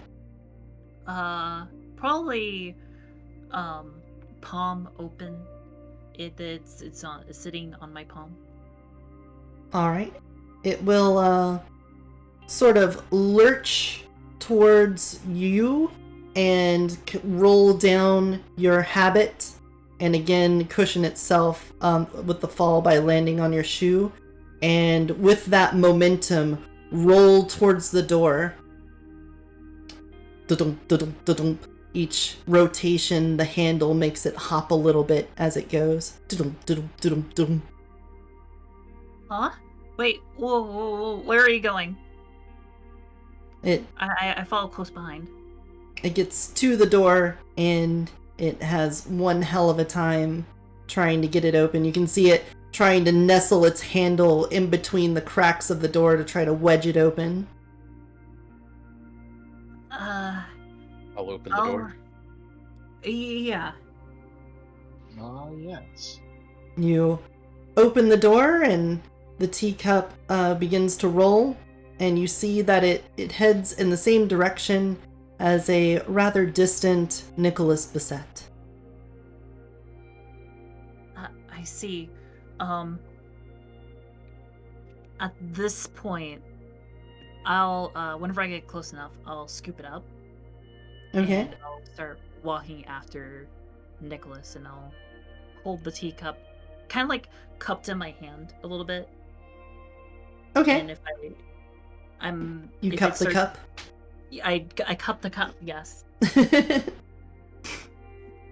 Some cupping going on. All right. As you continue towards them, you feel the cup not exert its own autonomy in your hand. It stops like trying to leave it to move towards them, and it just sort of rests in your hand as you move towards them. And Anthony, do you follow along? Oh, absolutely. All right. I'm not staying just at the church by myself. Understandable. And some of the other pages of that newspaper, you see they're from around the same time. It's the same publication. sometimes a different author, but they all talk about various points of time in this witching week. Some of them, they've been out of order, but once you start reading them, you realize that some of the articles are talking about the original murders, and then when people start discussing that there's a demonic presence to it, and getting the church involved, and then eventually the aftermath, the page that you started with, talking about how Father Morris had led the town to go and seek justice from this demonic being. However, you realize that in all of this conversation, it talks about how this person was vile and evil and had been an outsider and an outcast, but it doesn't talk about a possession in the way that the notes from Father Morris's journal had been. And you realize that in his speeches and when he talked to people that he wasn't referring to it publicly as a possession, but as an evildoer who was working at the hand of the devil, and that they had to rise up to stop it. In the name of God, of course. Interesting. Hey, Okay, that I'll Sophia. make a note of for Nicholas. Okay. As he would desire. Well, I would say after a short walk, Nicholas, you would be getting back to your house, and you may have noticed at some point you were being trailed.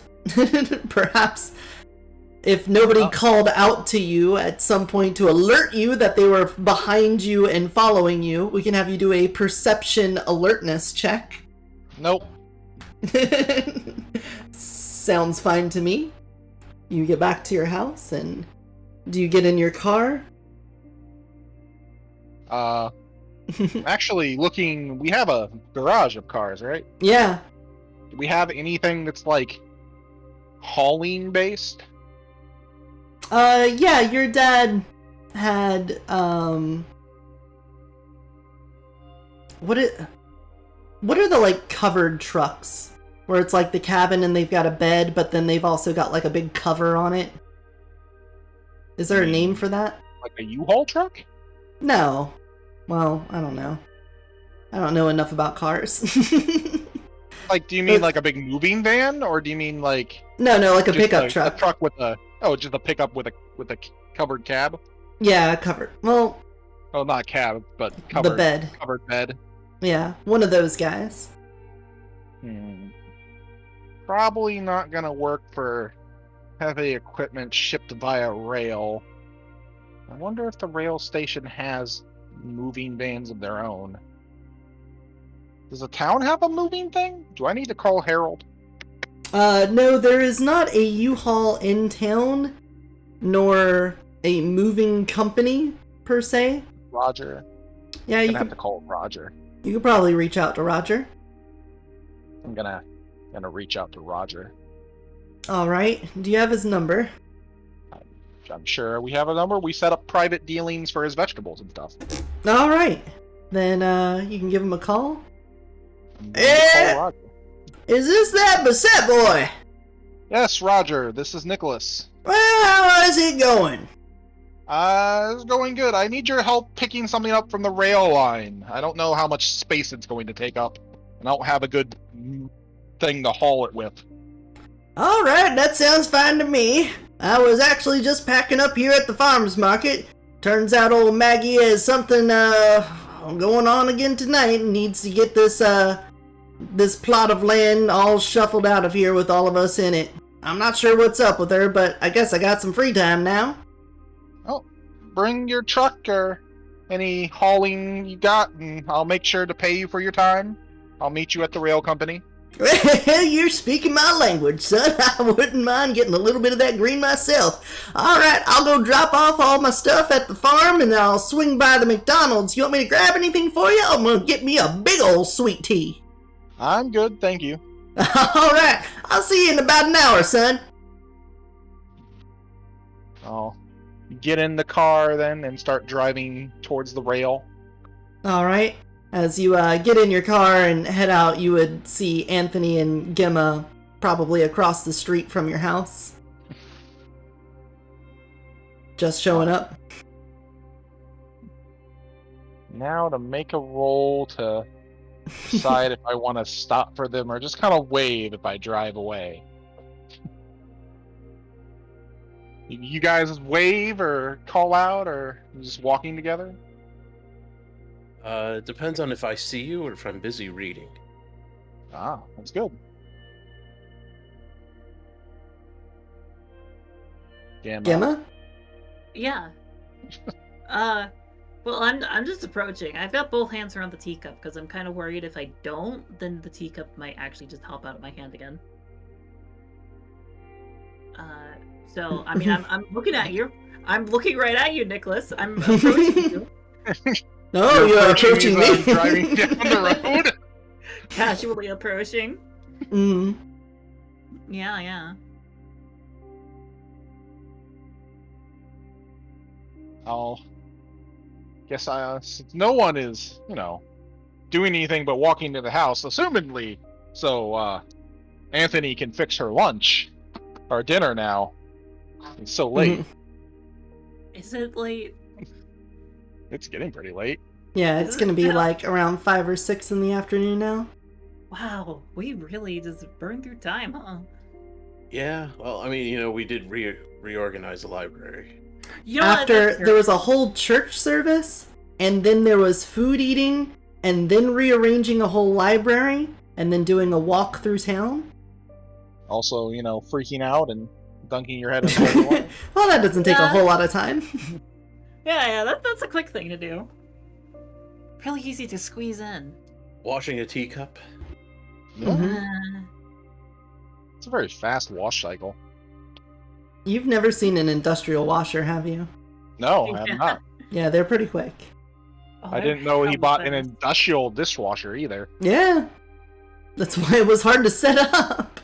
I thought it was just hard to set up because he was bad and none of us have any knowledge about how to set things up, and he melted the instruction booklet.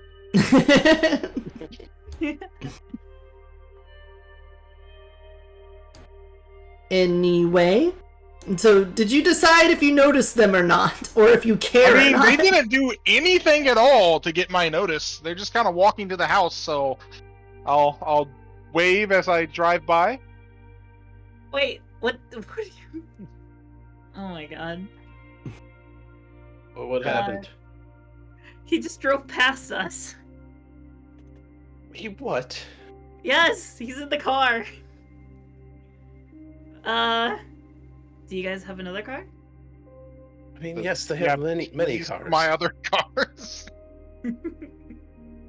That's Do you know what how you to... think. Do you know how to drive, Anthony? Yes, I do. Okay, good, because I don't.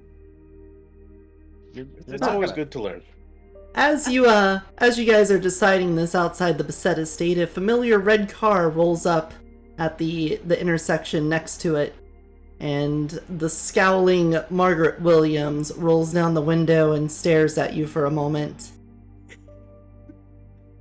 I'll slowly, in lurching motions, turn my head towards her and go, "Oh, well, hello there. I hope you are having a blessed day." She, without getting out of the car, just pulls up right next to you on the sidewalk and goes, "I noticed that the teacup had tripped my alarms again. You know I was joking when I said to take it for walkies, right?" I understand. Don't worry. I thought... Hello, ma'am. And I do also believe I remember you saying that it better never leave her possession ever again. And Yes! as we needed to go traveling, we are making sure that it stays firmly within her possession. And I was just making sure it wasn't out on its own. Good day. As she rolls the windows up and peels out again. Making sure to kick up lots of smoke with her tires as she squeals away.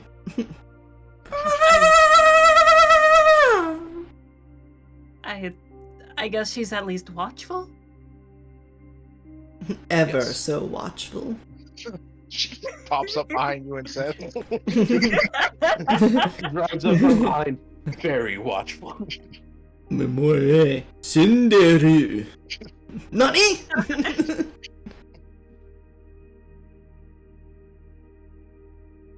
Okay, well, let's get into the house, get some keys, and get a car. Yeah. nobody uses their phone. I don't No. have a phone. Anthony apparently doesn't either.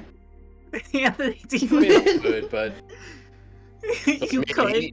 he didn't use it either. So, Why would I use it? I I wasn't don't know. trailing you. You didn't stop by and say, like, hey, what's going on? That's I what you waved did. as I drove by. I specifically said I waved as I drove by.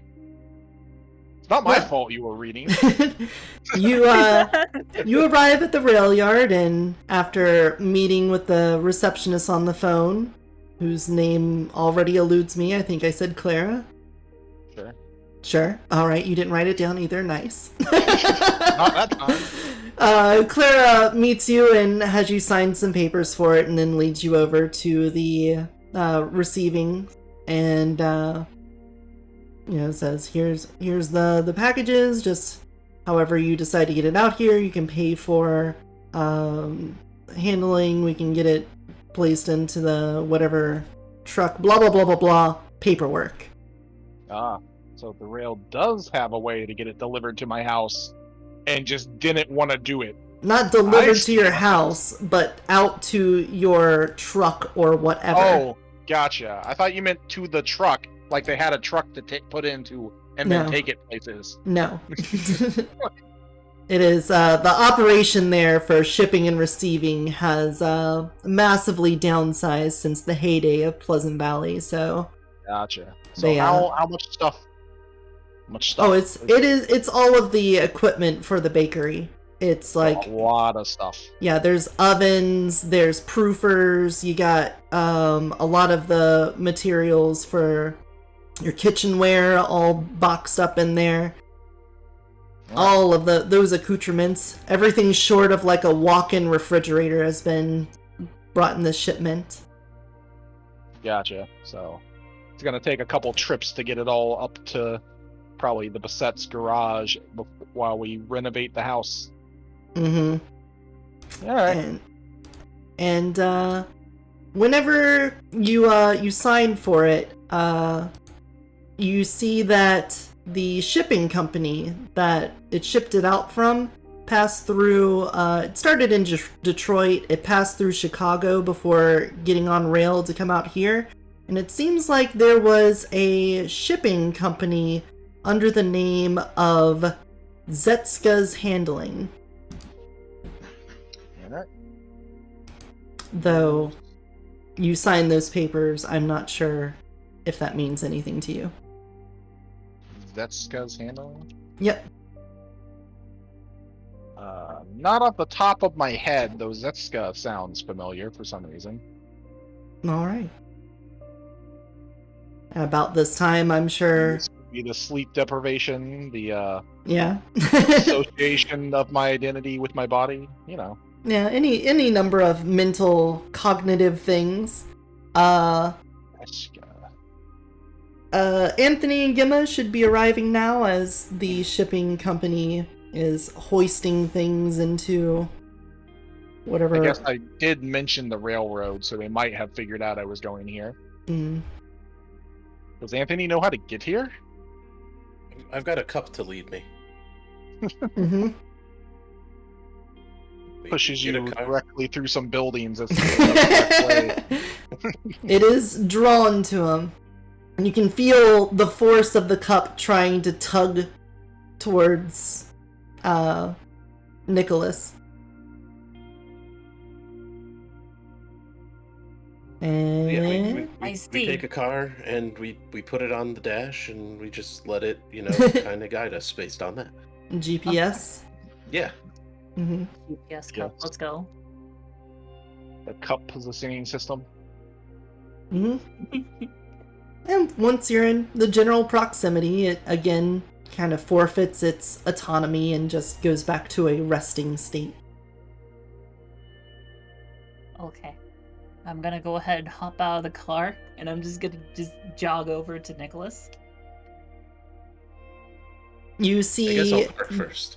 you see Gimma running up to you with a cup cupped in her hands. I'll wave at her. Oh, hello there! Oh, hi, Mark. Once Kinda I turn get back to overseeing the loading of delicate heavy equipment into probably a 1940s pickup truck with a trailer behind it. I'm gonna get behind him and give him a soft elbow. Fall over. Excuse me. Yes? Sir? Nicholas? Yes?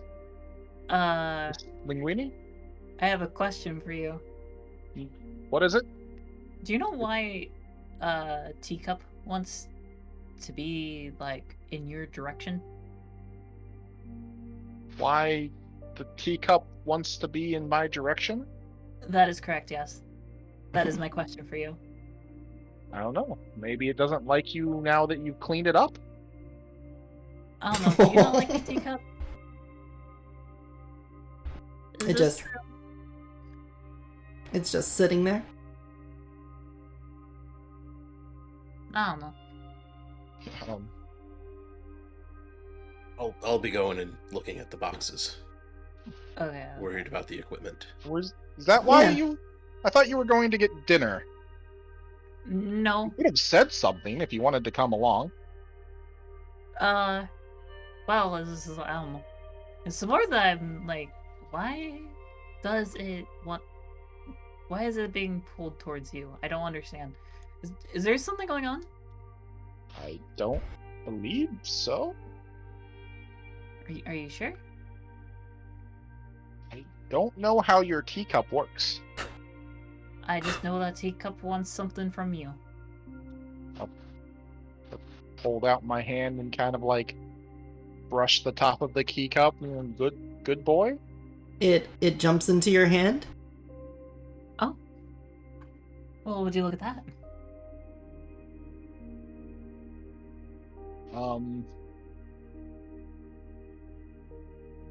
Hello. Yeah, I'll go back to the car. All right. Well, Anthony, as you check over the crates, you'll see several. They have like little plastic packaging taped onto the side with like shipping orders in it. You can see lists of the different pieces of equipment that are in the crates, but you also see the stamps of the different freight moving companies, and that's when you notice that there is a stamp from a company called Zetska Handling. It. Though nothing's in my name, so that's okay. Correct. Everything is in Beset's name. Oh God, is it the vampire mafia? They send me a bomb in the shape of a oven. I don't think so. I'm pretty sure it's probably just regular thing that they might be handling.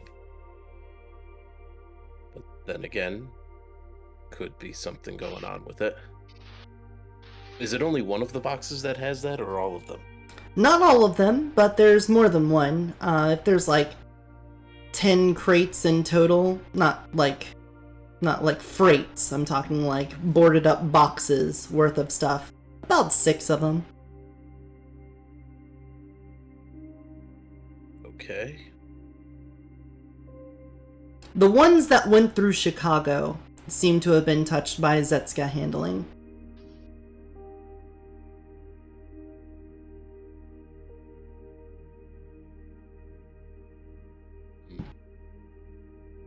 I don't really know how to look into this without opening them.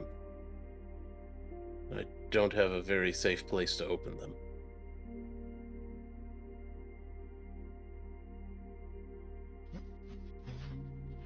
Hey, Nicholas. Oh, he's in the car. Yeah. Go over to the car.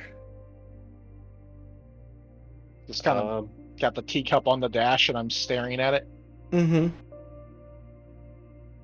We might have a problem. It might be absolutely nothing. The teacup. Oh, no, the boxes. Oh, what's wrong with the boxes? Did they miss something? Did I not get everything you needed? I won't know until we open them. But the ones that went through Chicago, they were handled by the Zetska handling. Are they a bad company? The Zetskas are the ones that took out the Giovannis. Oh. Remove their competition. The hostile takeover. Yes, the vampire mob. Yeah. Monster mob. Well, Werewolf mob? they're the things. I don't know what they are Thing? exactly yet. The Ghoul Brigade? The Monster Mash. The Monster Mob? Yes, the Monster Mashers. Well, I guess we'll poke them open with a stick then before. Yeah, just wanted to let you know to be careful when we open them. I doubt that they're sending anything hostile through the freight. I don't think they'd know anything about it. But yeah. Careful when you bake your first pie. Yes. But that's all I've noticed here. So you and the cup have bonded now? I don't know. Oh. It does seem to Go ahead. be closer to me than it was, but I don't know why. Did you take anything from the library or the church? Kind of pat my jacket, myself down, pull out the watch, then feel something at the side. Did I take? Open my jacket up, pull out Gemma's book. Oh yes! She left this in the office. I should have given that to her with the teacup. Well, here, I'll hand you the book. Give her her book back. Okay. As you do that, the teacup begins to wobble and lurch towards Anthony at the window of the car. I see. It's a bibliosexual cup. That makes a lot of sense. Yeah, no, it wasn't drawn to the church. The book. The thing that allows her to see spirits. It was drawn to the other book too, though. But as your father found out, as William said it, it's got the flavor of Josephine on it. So, do you think the cup is from Josephine? I think or the the cup. spirit inside of it, at least? I think the cup was searching for Josephine to help. Unless it was sent by Josephine to search for whoever had her book. Could be that too. Does Gemma notice us talking about anything while we're holding her book out? Yeah, because I'm not trying to conceal it. I've just got the book in one hand and the cup in the other. Gemma? I don't know what you're doing while Anthony was checking the boxes, but yeah. I mean, it's right there. Are you muted? Are you there? Are you French? Where are you? Are you friendly? I was talking that entire time. So I am here. I'm by the car, right? Yeah, okay. I'm just gonna look at it flabbergasted and just go like, why do you have my book? Why are you touching my book? Why did you pick up my book to begin with?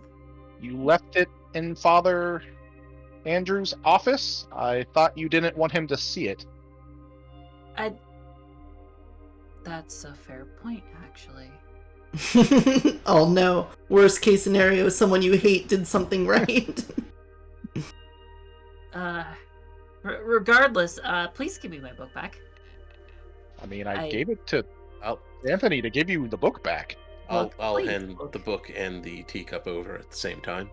There you go. I appreciate this. This book is worth more than many things. Many, many things, yes. Mhm. Like dirt and unused paper.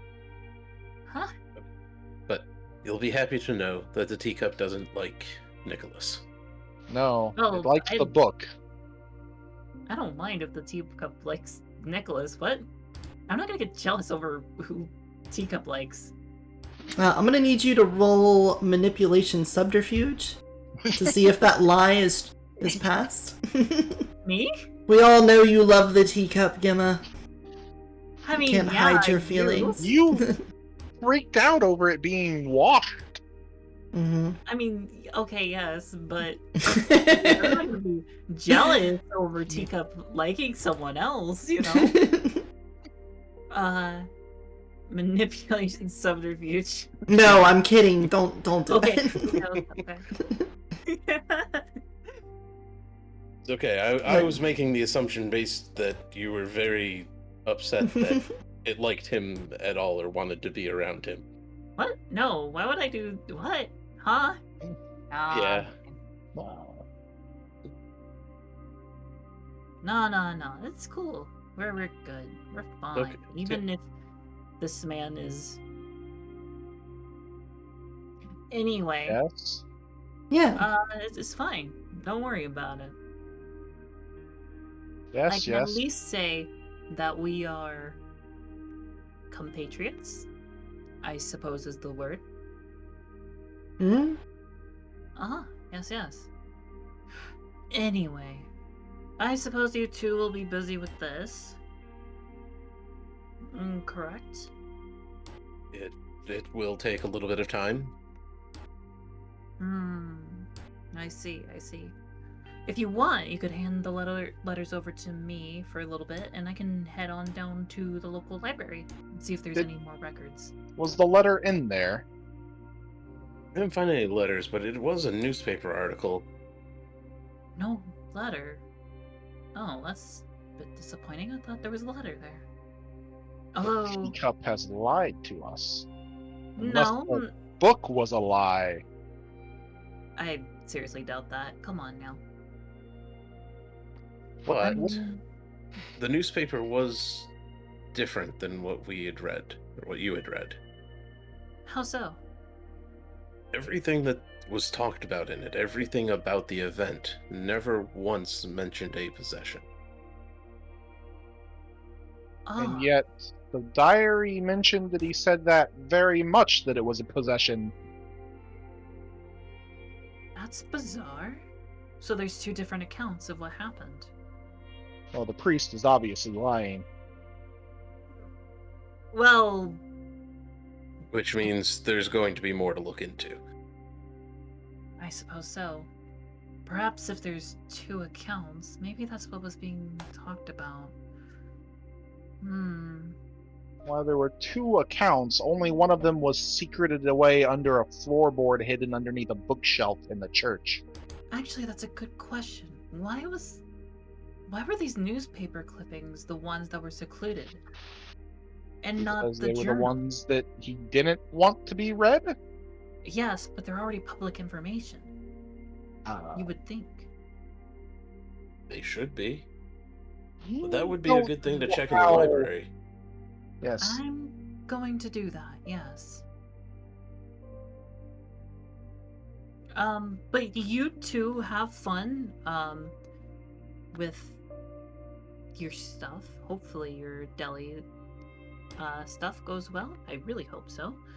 And I will come back to you eventually, and hopefully this time I don't wind up blowing your stuff up. Have a wonderful day. You as well. Going to walk back distance. It's a bit of a walk from the railroad to the church. Well, I'm gonna go to the library first before the church, which actually I suppose I should ask, where is the library? Would you actually like a ride? At least there. You know what? Yes, that would be very nice. Thank you so much, Anthony. Anthony, why do you have one of my cars? Driving stuff? Car Yeah, things. follow the teacup. Why didn't you just wave me down when I passed you? As you stated, I was reading. You look over at Gemma. I waved to you!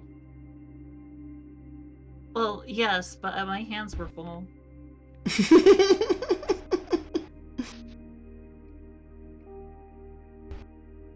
Okay. And with that, Anthony and Gemma head to the library. Nicholas handles getting the shipments in. And I'm going to say that is the end of this session. We did go over a little bit there, but I wanted to at least get the freight stuff out of the way. We are going to have a little bit of a time skip here. Before the next session, there's going to be some downtime. We'll discuss that once we arrive at that session, but please keep in mind that you guys will be getting some experience points now, and that you can spend them on things that you will be improving about yourself over the course of this time skip. So, as per every session, you guys get at least one automatic point of experience. Congratulations. Also, did I have... I now need to get a picture of like a railroad or something. This might be a returning location. Essentially. I also need like the inside of a mansion or a manor or something. Maybe like Clue, and then I can have the Beset Estate location. Okay, then learning curve. Characters who truly learned something new, important, or significant to the plot or their personal stories. I think the confrontation with Margaret was illuminating for all of you, so how about you just go ahead and get one there as well? Okay. Yes, we've learned rule 1 of being a mage there. Yeah. Doors are the enemy. Yeah, you gotta break down doors. Doors will stop you, doors will bar you, and if you try to protect yourself, you'll need to enlist the power of doors. There are many doors in life, Ed Boy. Ed boy. Many doors, yes. Alright, and then role-playing for the player who goes above and beyond the usual level of role-playing.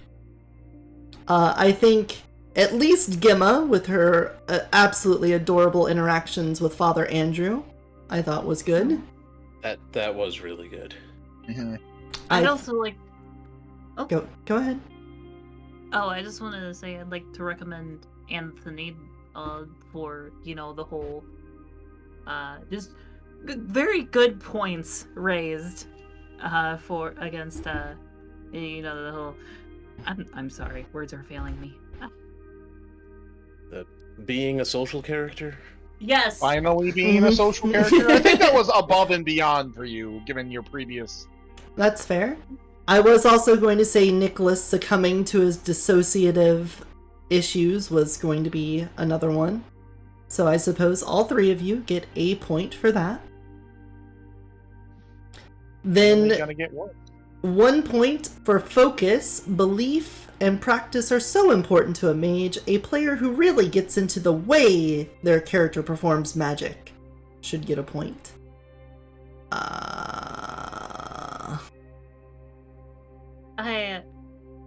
I really tried to do well with that, but with that first casting, I really flipped that up. It's like I think the thing that got me was that I gave that first initial description, and I thought that was enough, and then it was like elaborate, and I was like, brain fried, don't know.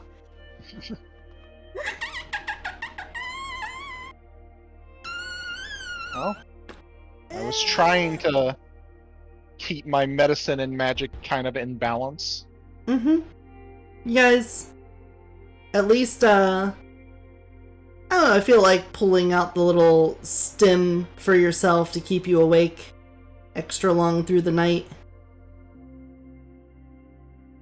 Even though it wasn't a whole lot of successes, the actual role-playing of that made sense to me, so I can say Nicholas can get a point for that.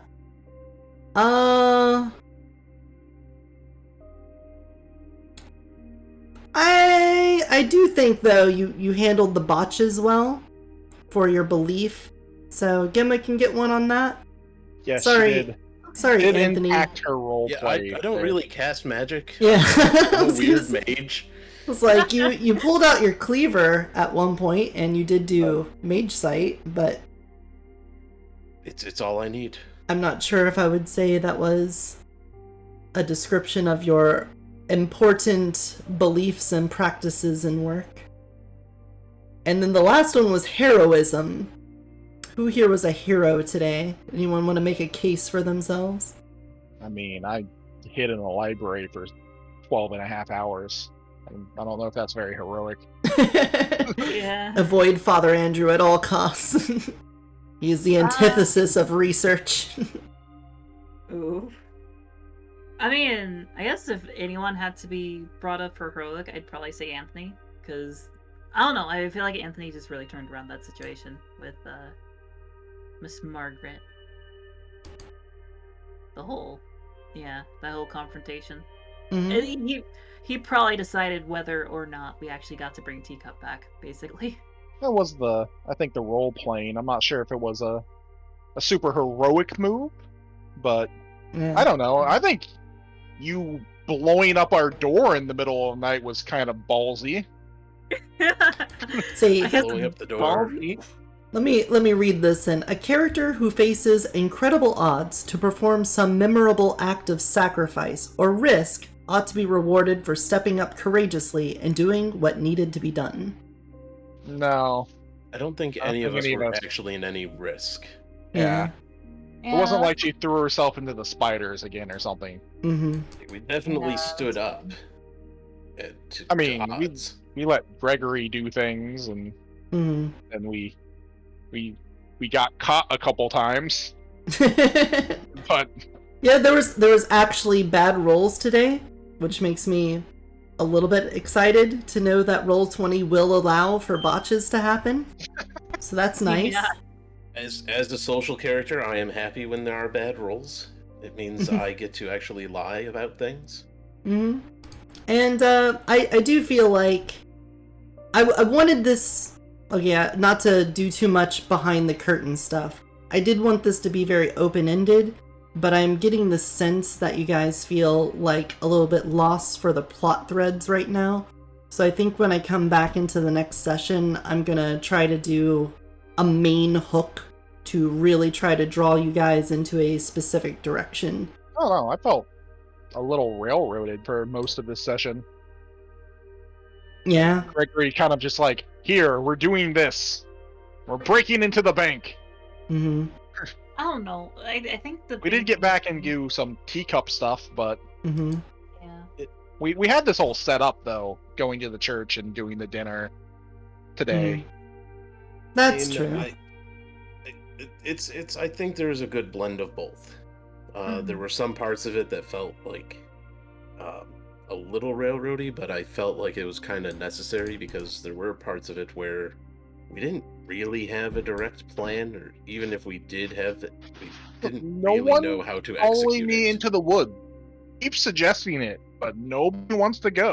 I know. I was about to say, that's one thing that I'm like, I feel like, I'm really concerned about most of the plot being absorbed with, like, the stuff around Josephine and everything, which I think is, like, a good plot hook and all. It's just, I don't want to feel like the constant center of attention, if that makes sense. I'm I worried think about you're that. a very good main character to have. Well, It was my intention to have, like, different vectors of the same plot line playing out between the Josephine thread for Gemma, and then the Basset and Margaret sort of antagonism there. But with Anthony's, it's harder because he's like an unknown person. He doesn't have like any. He's a brand new individual, so he doesn't have a connection to anyone other than people who might know him from a past life. Yeah, So- it's just Which when the I've vampires already start had. showing up that we'll Yeah. get his plot threads in. Yeah. Yeah, no, it's like that's why I'm kind of okay with. It's like I know I'm not doing much now, but I know get the bakery, set Mhm. up, a base there, make more connections within the community. That allows me to then get things like different followers or contacts. I guess it could be set up more like Anthony versus McDonald's. Yes. I was about to Actually, say, I was actually going to go to war with McDonald's. yeah, I was actually about to suggest we could get like Anthony an arch nemesis, someone that really freaking hates his guts. Grimace just shows up. It's... Enemy. Surprise, motherfucker! Yep, I'm sure it's going to come in and cause problems once we get a little set up. It's not like they could have found him immediately and get everything here. hmm So we've only been here for a couple days. Yeah, and not Yeah. to mention But- we have our fourth player that's going to be coming in eventually. Yeah. Maybe? Question mark. Question mark. It shows me though of the level of operation that they have going on in Chicago. Yeah. Ah, that is kind of intimidating. I mean, who knows? when- Maybe they'll start spreading here. Who knows? Well, all you got to do is, set the woods on fire, and we got to go investigate or something, and get jumped by vampire Right. werewolves. I don't Mhm. think we should destroy the local Mobster. environment like that. Mobster vampire werewolves. Exactly. And they talk like this, see? What are you doing here, you mages, see? This is our woods, I tell ya. Yeah. Yeah, what do you think I you're doing think after here? the downtime where we've been able to really say we did a bunch of research into the father and Josephine's group of kids and ne'er-do-wells and Mm-hmm. stuff like that, you can lay out a couple plot threads for us there that we can then jump onto and follow. Yeah. Yeah. So do keep that in mind. I'll probably poke you guys about it around Thursday this week and ask if you did anything over this 1 week or however long I make the time skip to see if you can expend those experience points on anything. But for right now, let's wrap up this video and say goodbye to all the lovely people on YouTube and Twitch watching. Bye. Bye, Twitch. Bye, everyone. Bye bye. Bye bye. Thanks for watching.